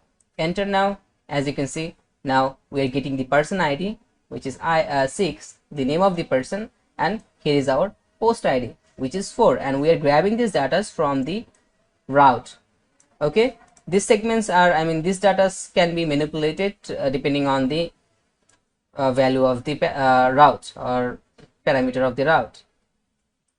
If I add here 10, enter, you will see that post ID has been changed into the 10, right? So I hope you understand, no matter how much parameter you have in the route, you just have to maintain the serial. As you can see at the first in the route, we have this one as our first dynamic parameter, right? So this one will be the first parameter at our function. This one is second, so this will be the second one. Got it? And as I said, as you use ID and post ID as your placeholder name in the URL, in the parameter you can change those names. There is no such kind of thing that you have to maintain the naming convention. You can add any kind of variable name here, and you can just accept those variable here inside your code block. Okay, yeah, so that's it. I'd like to show you something more. Let's remove this portion, or what we can do, we can just copy this one, paste it again here, and let's comment it out. This is multi-parameter route. Let's go again at the single parameter. So we are accessing the single parameter here. I don't have any kind of extra parameter here right now, so I'll remove it, remove this one also. Now if I go to front end and refresh this page, you will be seeing that we're getting 404 page. It's kind of obvious because we don't have any kind of route like a person 6, I mean person post. So now our route is person, then it is accepting a dynamic parameter. If I remove this portion from here and enter, as you can see, it's working. Right now, suppose you want to add a optional parameter. So currently if I don't add this parameter here in the route, you will get 404 because our route is now incomplete. But what if you want parameter? Sometime it is not the necessary, you need a optional parameter in the route. So how can you do that? Okay, let me show you. If I go to code editor, for make this parameter optional, you just have to add a question mark after your placeholder name, and make sure you add the question mark inside the brackets, I mean curly braces, otherwise it will not work. After the name of the placeholder of your route segment, you have to add the question mark. So that's mean we are saying to Laravel that this portion of our route, or this dynamic portion of our route, is an optional parameter. So now if I go here, currently as you can see, I am accessing the person, and previously we was getting this 404 error, right? Now if I press enter, here as you can see, we are getting a error. Now we are not getting the 404, but we are getting a error now. If I go here, so for fix it, let's see where the error is coming from. The error is coming from this 45 line, right? So as you can see, our route is basically now optional, but it doesn't have any kind of value in this ID, right? So for this one, we are getting this issue, okay, because it is I mean this function is record this ID, okay.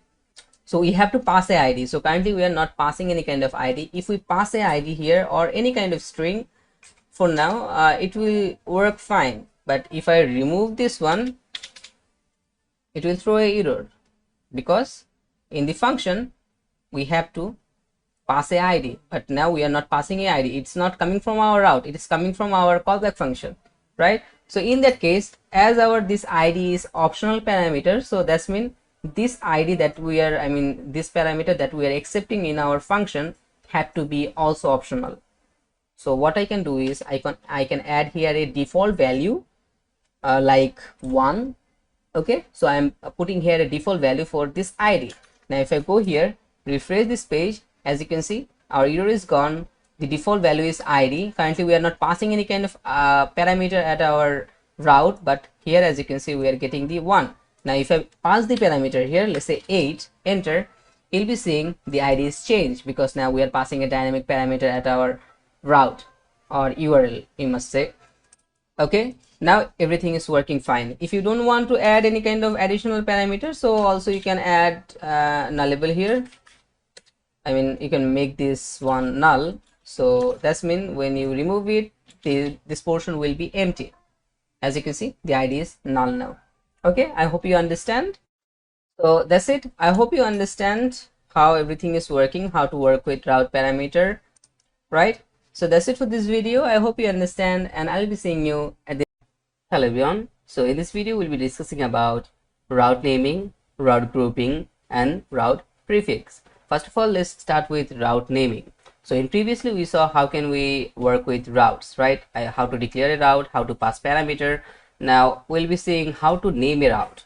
Let's add a new route. Let's add defacet here, route. Let's create a get route, and the URL will be, let's say, animals, okay. Let's add a callback here, function.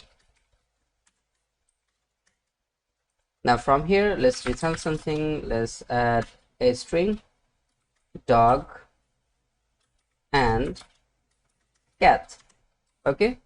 So we created a brand new route, right, which is a great get route, so we can access it via our URL. Let's go here at the website, paste the route, I mean the URL, enter, and here as you can see we're getting the response dog and cat.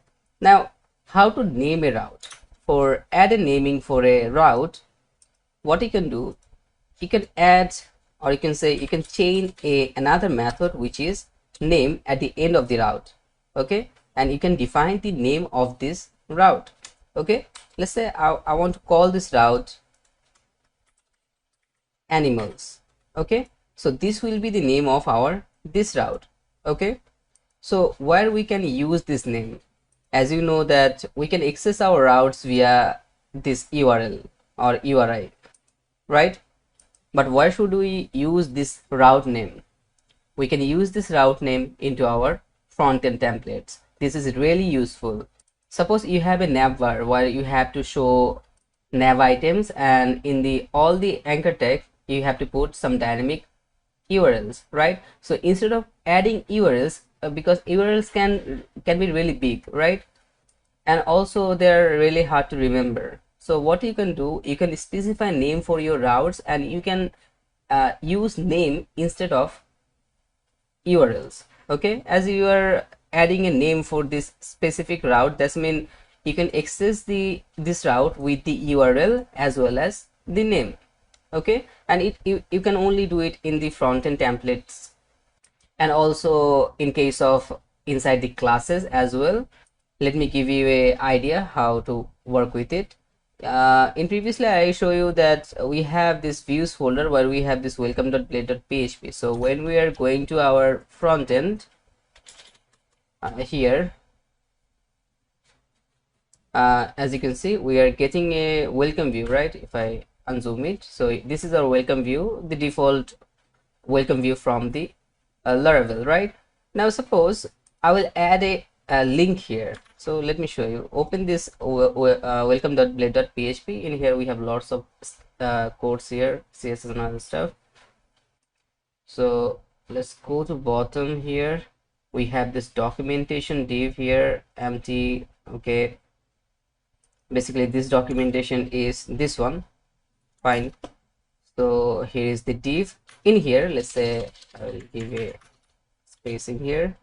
Let's add a anchor tag. Okay, put anchor tag. Let's add here animals. So it will be a link. Let's check it out. Let's go here, refresh this page, and as you can see in here we have a link, a anchor tag, and we can click on it. If I click on it, you will be seeing that it is basically refreshing our page, because in the href we don't have any kind of value. Now what I am trying to do here is, when I will click on this button, it will take me to the animal page. I mean animal route actually. So when we will view the animals route, it will return this string, right? So what we can do, we can just copy this route from, I mean URL from here, and we can put it here like this, /animals. Okay, let's go here, refresh this page, click on animals, and it will take you to the animal page, right? And this is the static way to do it. So Laravel have some helper functions that also help in scenario like this. We can add here curly braces. If you don't know about what I am doing here with the curly braces, basically in blade file, currently we are at the blade file, right? In blade file, when you want to echo anything, echo any kind of variable, any kind of response from function, we use this curly braces.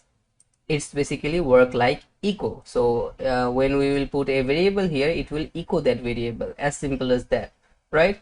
So now in here you can execute function also. So Laravel have some helper functions. One of them is URL. So URL, and in here you can pass your URL segments. Like this URL function will return you the home URL or root URL. That means it will return us our site domain, which is test project test. Okay, let me show you. I will not pass anything here for now. Let's go to our front end, refresh this page.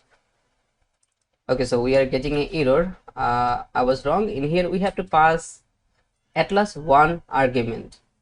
Okay, so for now, let's say I want to access the site's root URL, which will be /, and as we know that / represents to the site's root URL, right? Now if I go here, refresh this page, now here as you can see our error is gone. And if I inspect this anchor tag now, let me see. Now as you can see, it is giving us the full URL of our root. It is attaching this http, then // then we have our main domain, right? So what the URL is doing, URL is basically converting our main URL into a basic valid URL. It is attaching this https or http with the main URL. Got it? Okay, now if I want to add here our full route, which is the animal route that we created, so what we have to do, we have to add here /animals. Got it? Now if I go here, refresh this page, you'll be seeing the full route of the animal, or you can say full URL of the animal route. Here as you can see in the anchor tag, test project.test/animals, right? Now we are getting this http also with our URL, so you can say it is a valid URL. Now if I click here, it is taking me to the animals page. But instead of using URL, if I just use the static version of it like this, let's remove this one, go here, not here actually, go back at the home page, refresh this page, and inspect this animal again. Just inspect this one. As you can see, here in the href we are not getting any kind of domain or http here, right? So this URL is not valid. Eventually it will work. If I click on animals, it will take me to the animals page because we are at the home page. If I am in the another page, let's say about page, and from the about page if I try to access the animal page, it will not work in that case, right? Because it's not a valid URL. We are just statically typing our URL path here. Okay, let's back to the naming, route naming. How can we use route naming in that kind of scenario? In previously we used the URL version of it, so we can access our URLs with this URL helper function as well, right? But there is some more convenient way, which is route naming. So we added a name for our this route, which is animal, right? So for if I want to access this route, so what I can do is instead of URL I can call another helper function, which is route. Okay, from the route, in here we have to pass the route name. I am repeating again, in here you don't have to pass the route URL, you have to pass the route name. So for this route we added a name which is animals, so we can just pass it here as a name of the route. That's all we have to do, and all the things Laravel will automatically resolve. Let me show you. If I go here and refresh this page, and as you can see, look at the path. I mean, look at the URL that we are echoing in the href. It is http test project.test/animals. We are getting the full URL of our route, right? Like the URL function. Okay, but now we are using route name instead of route URL. If I click on animals, it will take me to the animal URL. We're getting the response here. Got it? That's how route name work. If you want to add some other name, it's totally fine. I just follow the convention. That's why the route URL and the route name is similar. But if you want to add here test, you can add it. It's totally fine. It's totally up to you what you want to name your routes. But now if I go here and let's go to home page and refresh, it will give me a error that route not found. Basically it's kind of obvious that this route animals doesn't exist now because we just changed the name. So that's mean we have to go to our welcome.play.php. we have to remove it. This time we are calling our route test. Okay, now if I refresh, it's working fine. So that's all about the route naming. You can use this route method anywhere in the project, is totally fine. You can access your route name with this route method, or you can say route helper function. So this is really convenient because sometimes your route can get really big and it can be a issue. Okay, so if you just use route URL instead of route name, so your HTML will be really messy, and most of the time we don't remember what kind of route URL we registered here. So we have to just go here in the web and find out our routes, and it's a long procedure. So the best practice is always define a name for your route, a meaningful name, and you can use that name into your all over the project where you need the route, right? So that's how the route name works, and how that's how we use it. Now let's move into our next topic, which is route grouping. So currently we are creating single routes, right? So Laravel will provide you another feature, which is route grouping. If you want to group a certain amount of route, you can also do it. Suppose you have some same type of route, you can obviously declare those route like this, but you can also create a group of route and put all of those same routes or similar routes in a same group. Okay, let me show you again then a practical way. So how to define a route group? It will go like same. First of all, call the route facade colon, but this time instead of defining method, I mean route method, we will call another method which is group. Okay, now route group take two arguments. First will be the attributes. As you can see, VS Code is giving hint attributes, and second will be the routes that we want to add this group. Okay, so attributes have to be a array. As you can see in the parameter showing that attributes have to be a array. So for now I will add a empty array. So in here you can pass many stuff like route prefix, route name prefix, middleware, and you can do many things with in this array. For now, as we are not know about prefix and other stuff, I'm just making it empty. Okay, then we have to add a closure. So function. So our closure is ready. Now we have to register all of our route that we want into this closure, or you can say in this group. Okay, so let's register some route here. So let's add route facade colon colon get. I'll create a get route. Let's say the URI will be dog, and let's add a closure function here and callback function, and from here we will return woof. Okay, so when we will hit this route, the dog will woof. Then we will add another route. Let's say it will be cat function. Let's end this route. Then from here we can now meow, as it's a cat. Okay, so we register our route. Now these two routes are basically inside a route group. Okay, now what we can do, we can apply some common settings on these routes easily.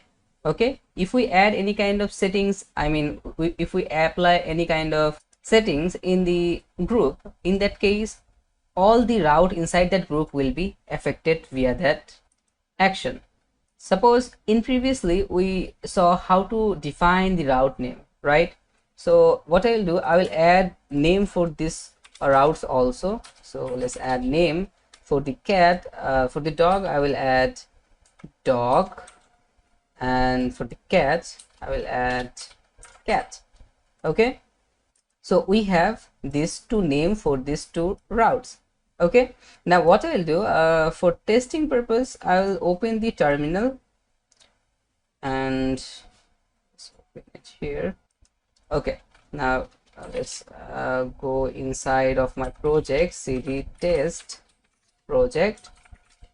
Okay, I'm inside my project. Now if I add here php artisan, enter, and you know that it will just return us the artisan command list. So in here we have a route commands also. Let me find it.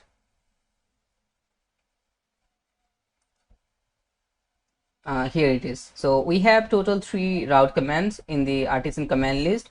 One is route cache, clear, and route list. Basically we'll be using this one. You can see the description, list all registered route. So via this command we can see all the routes has been that is all already registered into our application from our terminal. Let me show you. Let's go here and I'll be just clearing this up, and I'll run php artisan route colon list, enter, and as you can see it is giving us the route list. So I guess my font is little bit small. Let me fix it. Size, font size. Okay, I added this font size 20. It will do the job. Now let's clear this up. Let's make it a little bit big. php artisan route list, and as you can see we have our route list, right? Here is our route that we created, cat and dog. Look at here at the right hand side. Basically this is our route URL in here, and in this portion we have route name, and also in here we can see the controllers or method that this route is calling. So currently we are not using any kind of controller, so you don't have to worry about it. So currently we are only getting the route name. So for the cat we have the cat, for the dog we have the dog, right? Now what I am trying to show is we are currently inside a group, right? Now in here, as you can see, we have an array. In the array, if we implement any kind of changes that that can be route prefix, route name, or other stuff for the changes will apply into all of the route that is inside this group, right? Suppose we are working with animals right now, right? Dog, cat, there could be some more routes, some animal related routes, and I want to put all of this route name inside a single prefix which will be animal. So currently we added the route name for the dog is dog, so it will be like this, like animal dot dog. So this will be our route name. So we want to add this prefix in all of our route name, like in our cat also. Okay, so it will be more convenient to understand for developer that all this route belongs to a same group, right? So the dog, cat, mammals, or any other route you want to add, those all are animals, right? Now I want to add this animal prefix to all of my routes. Now suppose in here I have 50 routes, so I have to put this animal in all of my routes one by one manually. And if I have to change anything, suppose I don't want to add here animal, I want to add here animals, let's add here s and in the end. In that case I have to add this as into all of my routes again, like here. And if I have more routes, so I have to make changes in all of my routes, right? So that's why we use group in similar type of routes. If we want to add any kind of changes that will apply to all of the routes, we use group, and instead of applying it one by one into the route, we can apply these changes into the group directly. Let me show you. So before that, Control Z, so we added animals at the route name. If I go again in the terminal, run the same command again, page artisan route list. Now look at here, here is our route that we created, cat and dog. Look at the name. Now the name is animals.cat, animals.dog, right? So this is our route name currently because we added this name. Now let's remove this animals here. So as this animals prefix, we'll add, I mean we want to add this animal prefix to all of our route names. So what I'll do, I'll add this prefix into the route group instead of the all route. Okay, when we will put it into the route, it will just implement this prefix to all over the route as well. Let me show you. In the array, what we can do, we can add here a key which will be as. Okay, basically this as can be a little bit misleading, but basically this as means route as, like I want to call this all route as animals, something like that. Okay, so you just have to put this as the key, and the value will be the prefix that you want to add. Okay, so as I said, I want to add the animal prefix, so animals. Okay, then I will add a dot notation here, animals dot, because in previously I already show you that we want our route prefix like that, animals dot dog. Okay, if I just put here animals and dog, as you can see, the name is basically prefix and the route name is collapsing with each other. We don't want that.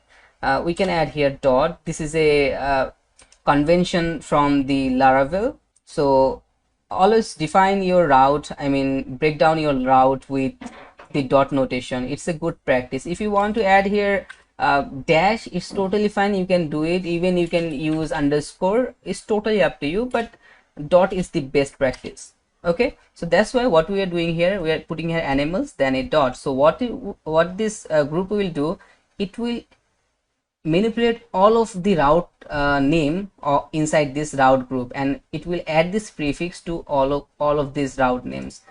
Let me show you. If I remove this one, now our route name is dog and cat. Now if I go here at the front end, I mean sorry, in the terminal, and clear this up, again run this artisan list command. Now here is our cat. Look at the route name. As you can see, our route name is animals.cat. Now that's mean our route name is changed, right? Now we are adding a prefix to it. Okay, now this prefix will implement it to all the routes that will we will register inside this route group. Got it? So as easy as that. You can add here middleware, you can add here route prefix as well, and we can do some more stuff in the route group, which is really convenient. So when we will work with middleware, in that case you will be knowing how how useful this route group is. So I'll be not talking about middleware now because it's a quite advanced topic. We'll be covering it later on. For now, let's focus on the route grouping. So we have implemented the route name prefix into the group. Now what about, suppose you want to add a prefix into the route itself, the route URL itself. So currently we have this dog, right? Now if I try to access this one, let's go here, and if I want to access the dog from here, enter, it is working. Dog is wolfing. As you can see, it is returning this string wolf. Okay, if I add here cats, cat is saying meow. So it is working, everything is done. But what if you want to add a prefix here, like in the route you want to add a prefix like animals/cat? Okay, so what do you have to do? You can do it manually, obviously. If you want to add a prefix here, you can add here like this, animals/dog, then copy it, paste it in the cat. Let's go now. If I enter now, as you can see, it is working. Now we are at the route of animals/cat. Animal is basically the prefix of cat. We are using it as a prefix here. Okay, now if I want to add this prefix to all of my routes inside the group, it will be really hassle. And if I made any kind of changes, in future, if I have to make any kind of changes in the route, so I have to do it in all over my routes. So I don't want that. So instead of putting the prefix here, we can use it into our route group like we did for our route name. Okay, so just remove this portion from here. So we'll be now adding prefix to our route URL. So for that, let's go again at this array. In here I will take another key, which will be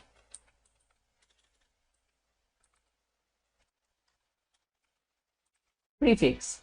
Okay, now basically this prefix key represents the prefix of the route URL. Okay, so we have to pass the value, obviously. So the value will be animals, let's say.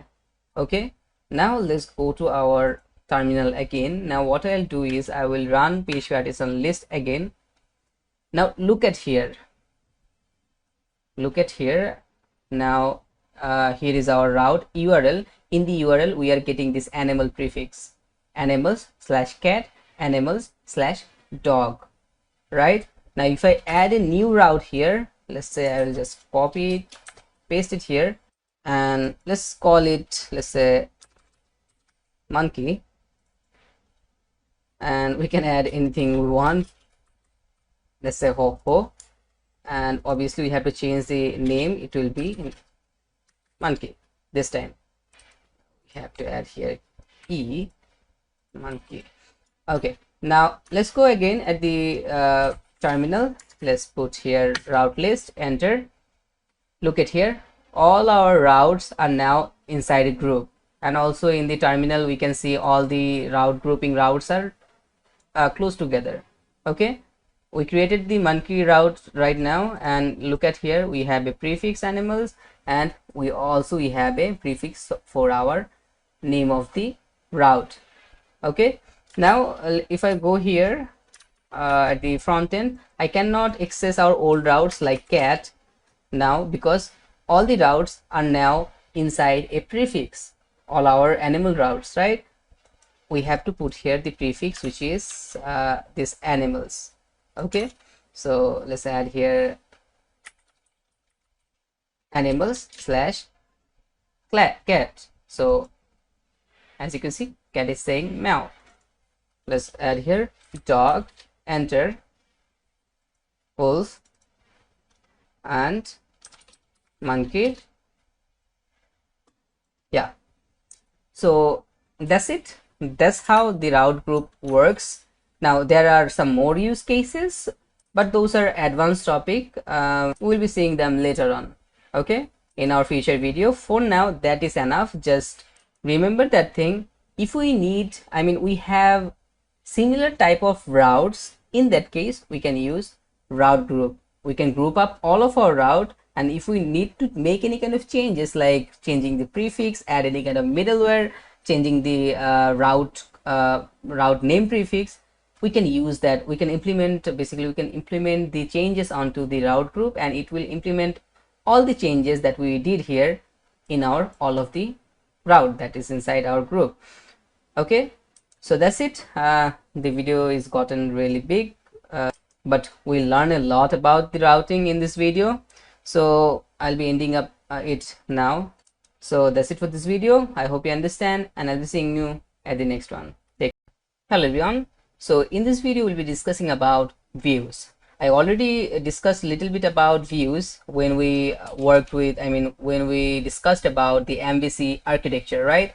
In MVC, basically this V stands for view. Okay, now you can ask, what is view? In web development, views are templates or file responsible for rendering the content that is displayed in user web application. Views contains the HTML, CSS, and any necessary dynamic logic or placeholders that will be filled in with data. Views used to separate the presentation layer from the business logic of the application, promoting code organization and maintainability that allows developer to define the structure and appearance of the web page or components without mixing it with the underlying programming logic. Okay, so enough technical talk. Now let's see how can we create views in Laravel. I already showed you that we have a dedicated folder for views. It is inside resource, and we have this views folder. In this views folder, we have to put all of our presentation layer of our application. That's mean we will put all of our HTML designs here. Okay, then also we will be needing some more stuff like CSS, JavaScripts, right? We can put them here in this CSS JavaScript folder. Got it? But we mainly work with the views folder. If we want to create a view for our application, so we have to create a view file into this views folder, and all the file that we create will end with blade.php. Now you can ask, what is this blade? Basically in Laravel, blade is the templating engine used for generating views. It's a simple yet powerful templating language powered by Laravel that allows developer to write concise and expensive templates. Blade provides a convenient way to work with views by offering features like template inheritance, conditional rendering, loop, and more.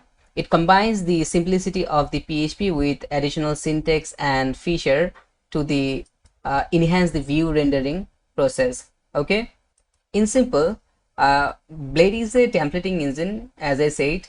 If we use this blade syntax, I mean blade extension at the end of our file, that means we are saying Laravel that this is a blade file. So what we can do, we can use the special feature of the blade engine into our file, as like we can render stuff conditionally, we can inherit any other file, we can write PHP code in our template easily. Okay, now let's see how to create a view file. So in the views folder, I'll create a new file. Just add a new file. Let's say it will be about.blade.php. So we are defining blade at the end, blade.php. That means we are saying Laravel that we are using the blade template. Just press enter. So we created a blade file. It will work like a PHP file as the PHP file works. if I open the web.p not the web actually web it is welcome.blade.php, which is the default file of Laravel, default homepage file. And if we look here, let's go to top first. So here, as you can see, they just write down some raw HTMLs here. Okay, and look at here, there somewhere they're using this curly braces. This is the part of the Blade syntax. So Blade supports some syntax that we can use in the Blade template. Normally, if we want to echo something in the HTML, what we have to do, we have to first of all add a PHP here, like that. We have to end it here. Then in here we can add like this echo hello, right? But in Blade, as we are using a engine now, Blade engine, which is a templating engine basically, so we can do it more efficient and easy way. Instead of writing that all codes for echoing stuff, we can use this curly braces. Okay, then we can add any kind of stuff here that we want to execute. Like we can put here a variable name, let's say title, if we have any kind of name like that. Or you can also execute some codes here as well. As you can see here, they're executing this function str replace, right? Then also they're using this app helper function for get the local etc. Okay, so these are the use case of the syntax of Blade template. Obviously there are more syntax in Blade templates, so we'll be seeing them later on step by step in our future video. For now, let's create a dummy or sample view file now, and let's try to access that view from our front end. Okay, so in here, as I said, that we can write HTML code. So I will add HTML structure here. Let's say the title will be about. Okay, and in here we can add any kind of stuff. Let's say I will add a h1 and it will be about page. We can add a p tag here and add some lorem, I guess. Yeah, so this will be our about page. Just suppose this is our about page. Now we created our view, we have to return this view. Okay, so from where we can return, we can either use controller, from controller we can return the view, or we can use the callback function of the route. So let's open the web.php here. So previously we worked with lots of routes here, and I guess I created a about route. Yes, as you can see in here, we have a about route here. From here, what we are doing, we are just returning a string right now. If I go to about and let's check it out, let's go here, paste about here. As you can see, it is giving us a string. So this time, instead of returning a string, what we will do, we'll return a view. Look at our default route from the Laravel. What it is doing, at the first we have the URI, at the callback it is returning a view, and for returning the view it is using this view helper function. I already told you that Laravel have ton of helper function that will help you do your work more efficiently. Okay, so here is our about route. In the closure, we are returning this string. Instead of returning the string, we can return the view. So when we are adding this view function here, basically it will give you a path, the path of the view directory, which is inside the resources views. Okay, via this function we can access this view directory now. Okay, so our file is inside the this view directory, and we have to mention the file name inside our this view function. So what I'll do is I will add here about. You will just define the name of the file. Okay, the Blade file. You don't have to add here Blade or anything. You just have to provide the name that you provided here when you created the file. Okay, and make sure your file name is ending with blade.php, otherwise it will not work. Got it? So let's end this line. So now what we are doing, in the callback we are returning a view instead of returning a text. Now let's go now at the front end, refresh this about page, and as you can see, we are getting the content from our about page, right? We're getting the heading, and also we have some lorem ipsum here, right? So everything is working. So that's how you can work with view in Laravel. That is really simple. Just you have to just maintain the convention of Laravel, you have to create your files, I mean view files with the blade.php. And blade.php, I mean Blade have some really great syntax that that will enhance your workflow when you will work with the template. Okay, so we'll be exploring those later on. Okay, so yeah, that's it. I like to show you something more, like if you have nested folders. Suppose in here I have another folder which is let's say info. In the info folder we have the about folder. I mean the about folder is inside a nested folder. In that case you have to provide here the path, the subdirectory path or nested directory path, which will be like this, info slash about. Okay, so what I am trying to say is, suppose we have a info folder and our this about folder is inside this info folder. So I put it the folder, it's not here, so I added the about folder inside the info folder, right? So your view path will be like this. So in the views, as I said, this view function will just return the path of this view folder, right, inside the, but your file that you are trying to return from here is inside now in this info folder, right? So what you have to do is you have to put here info, then dot notation. I guess previously I show you wrong, I show you slash, and you don't, you cannot use slash here, you have to use dot notation. Okay, this is the Laravel convention. So here is our main file dot, then you have to provide the file name which is about. Okay, here as you can see VS Code is giving you a underline, that means this path is right. Got it? Okay, so that's how you can return your view file that is inside a nested file folder as well. Okay, just make sure that you add dot notations for access those file. Suppose in here we have another file, so in that case what you have to do is you have to add here dot, then you have to provide the file name, let's say another file, then again dot. So now what it is saying, we have a info folder inside this view folder. Inside the info folder we have this another file folder. In this another file folder we have this about file that we are trying to return from here. Okay, so that's how you can access your file and return it as your view. Okay, and the best part of using view is your view is separated from, I mean your HTML template, CSS and other stuffs are separated from your business logic, right? Now this is really efficient way to work. That's why we follow embassy architecture, because it makes your total application structure more clean and understandable, right? Suppose a new developer arrives, he have to work on your project, he knows that where is all of your views are inside this view folder.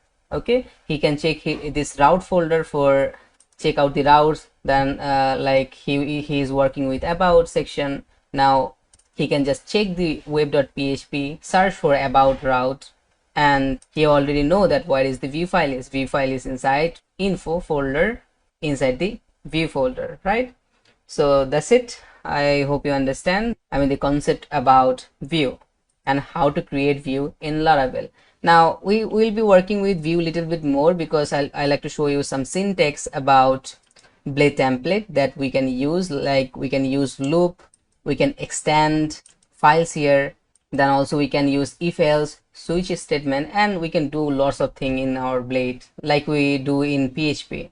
Okay, but in case of Blade we can do it inside the HTML code. This is the magic of Blade. So we'll be doing it in our next video. That's it for this video. I hope you understand, and I'll be seeing you at the next one.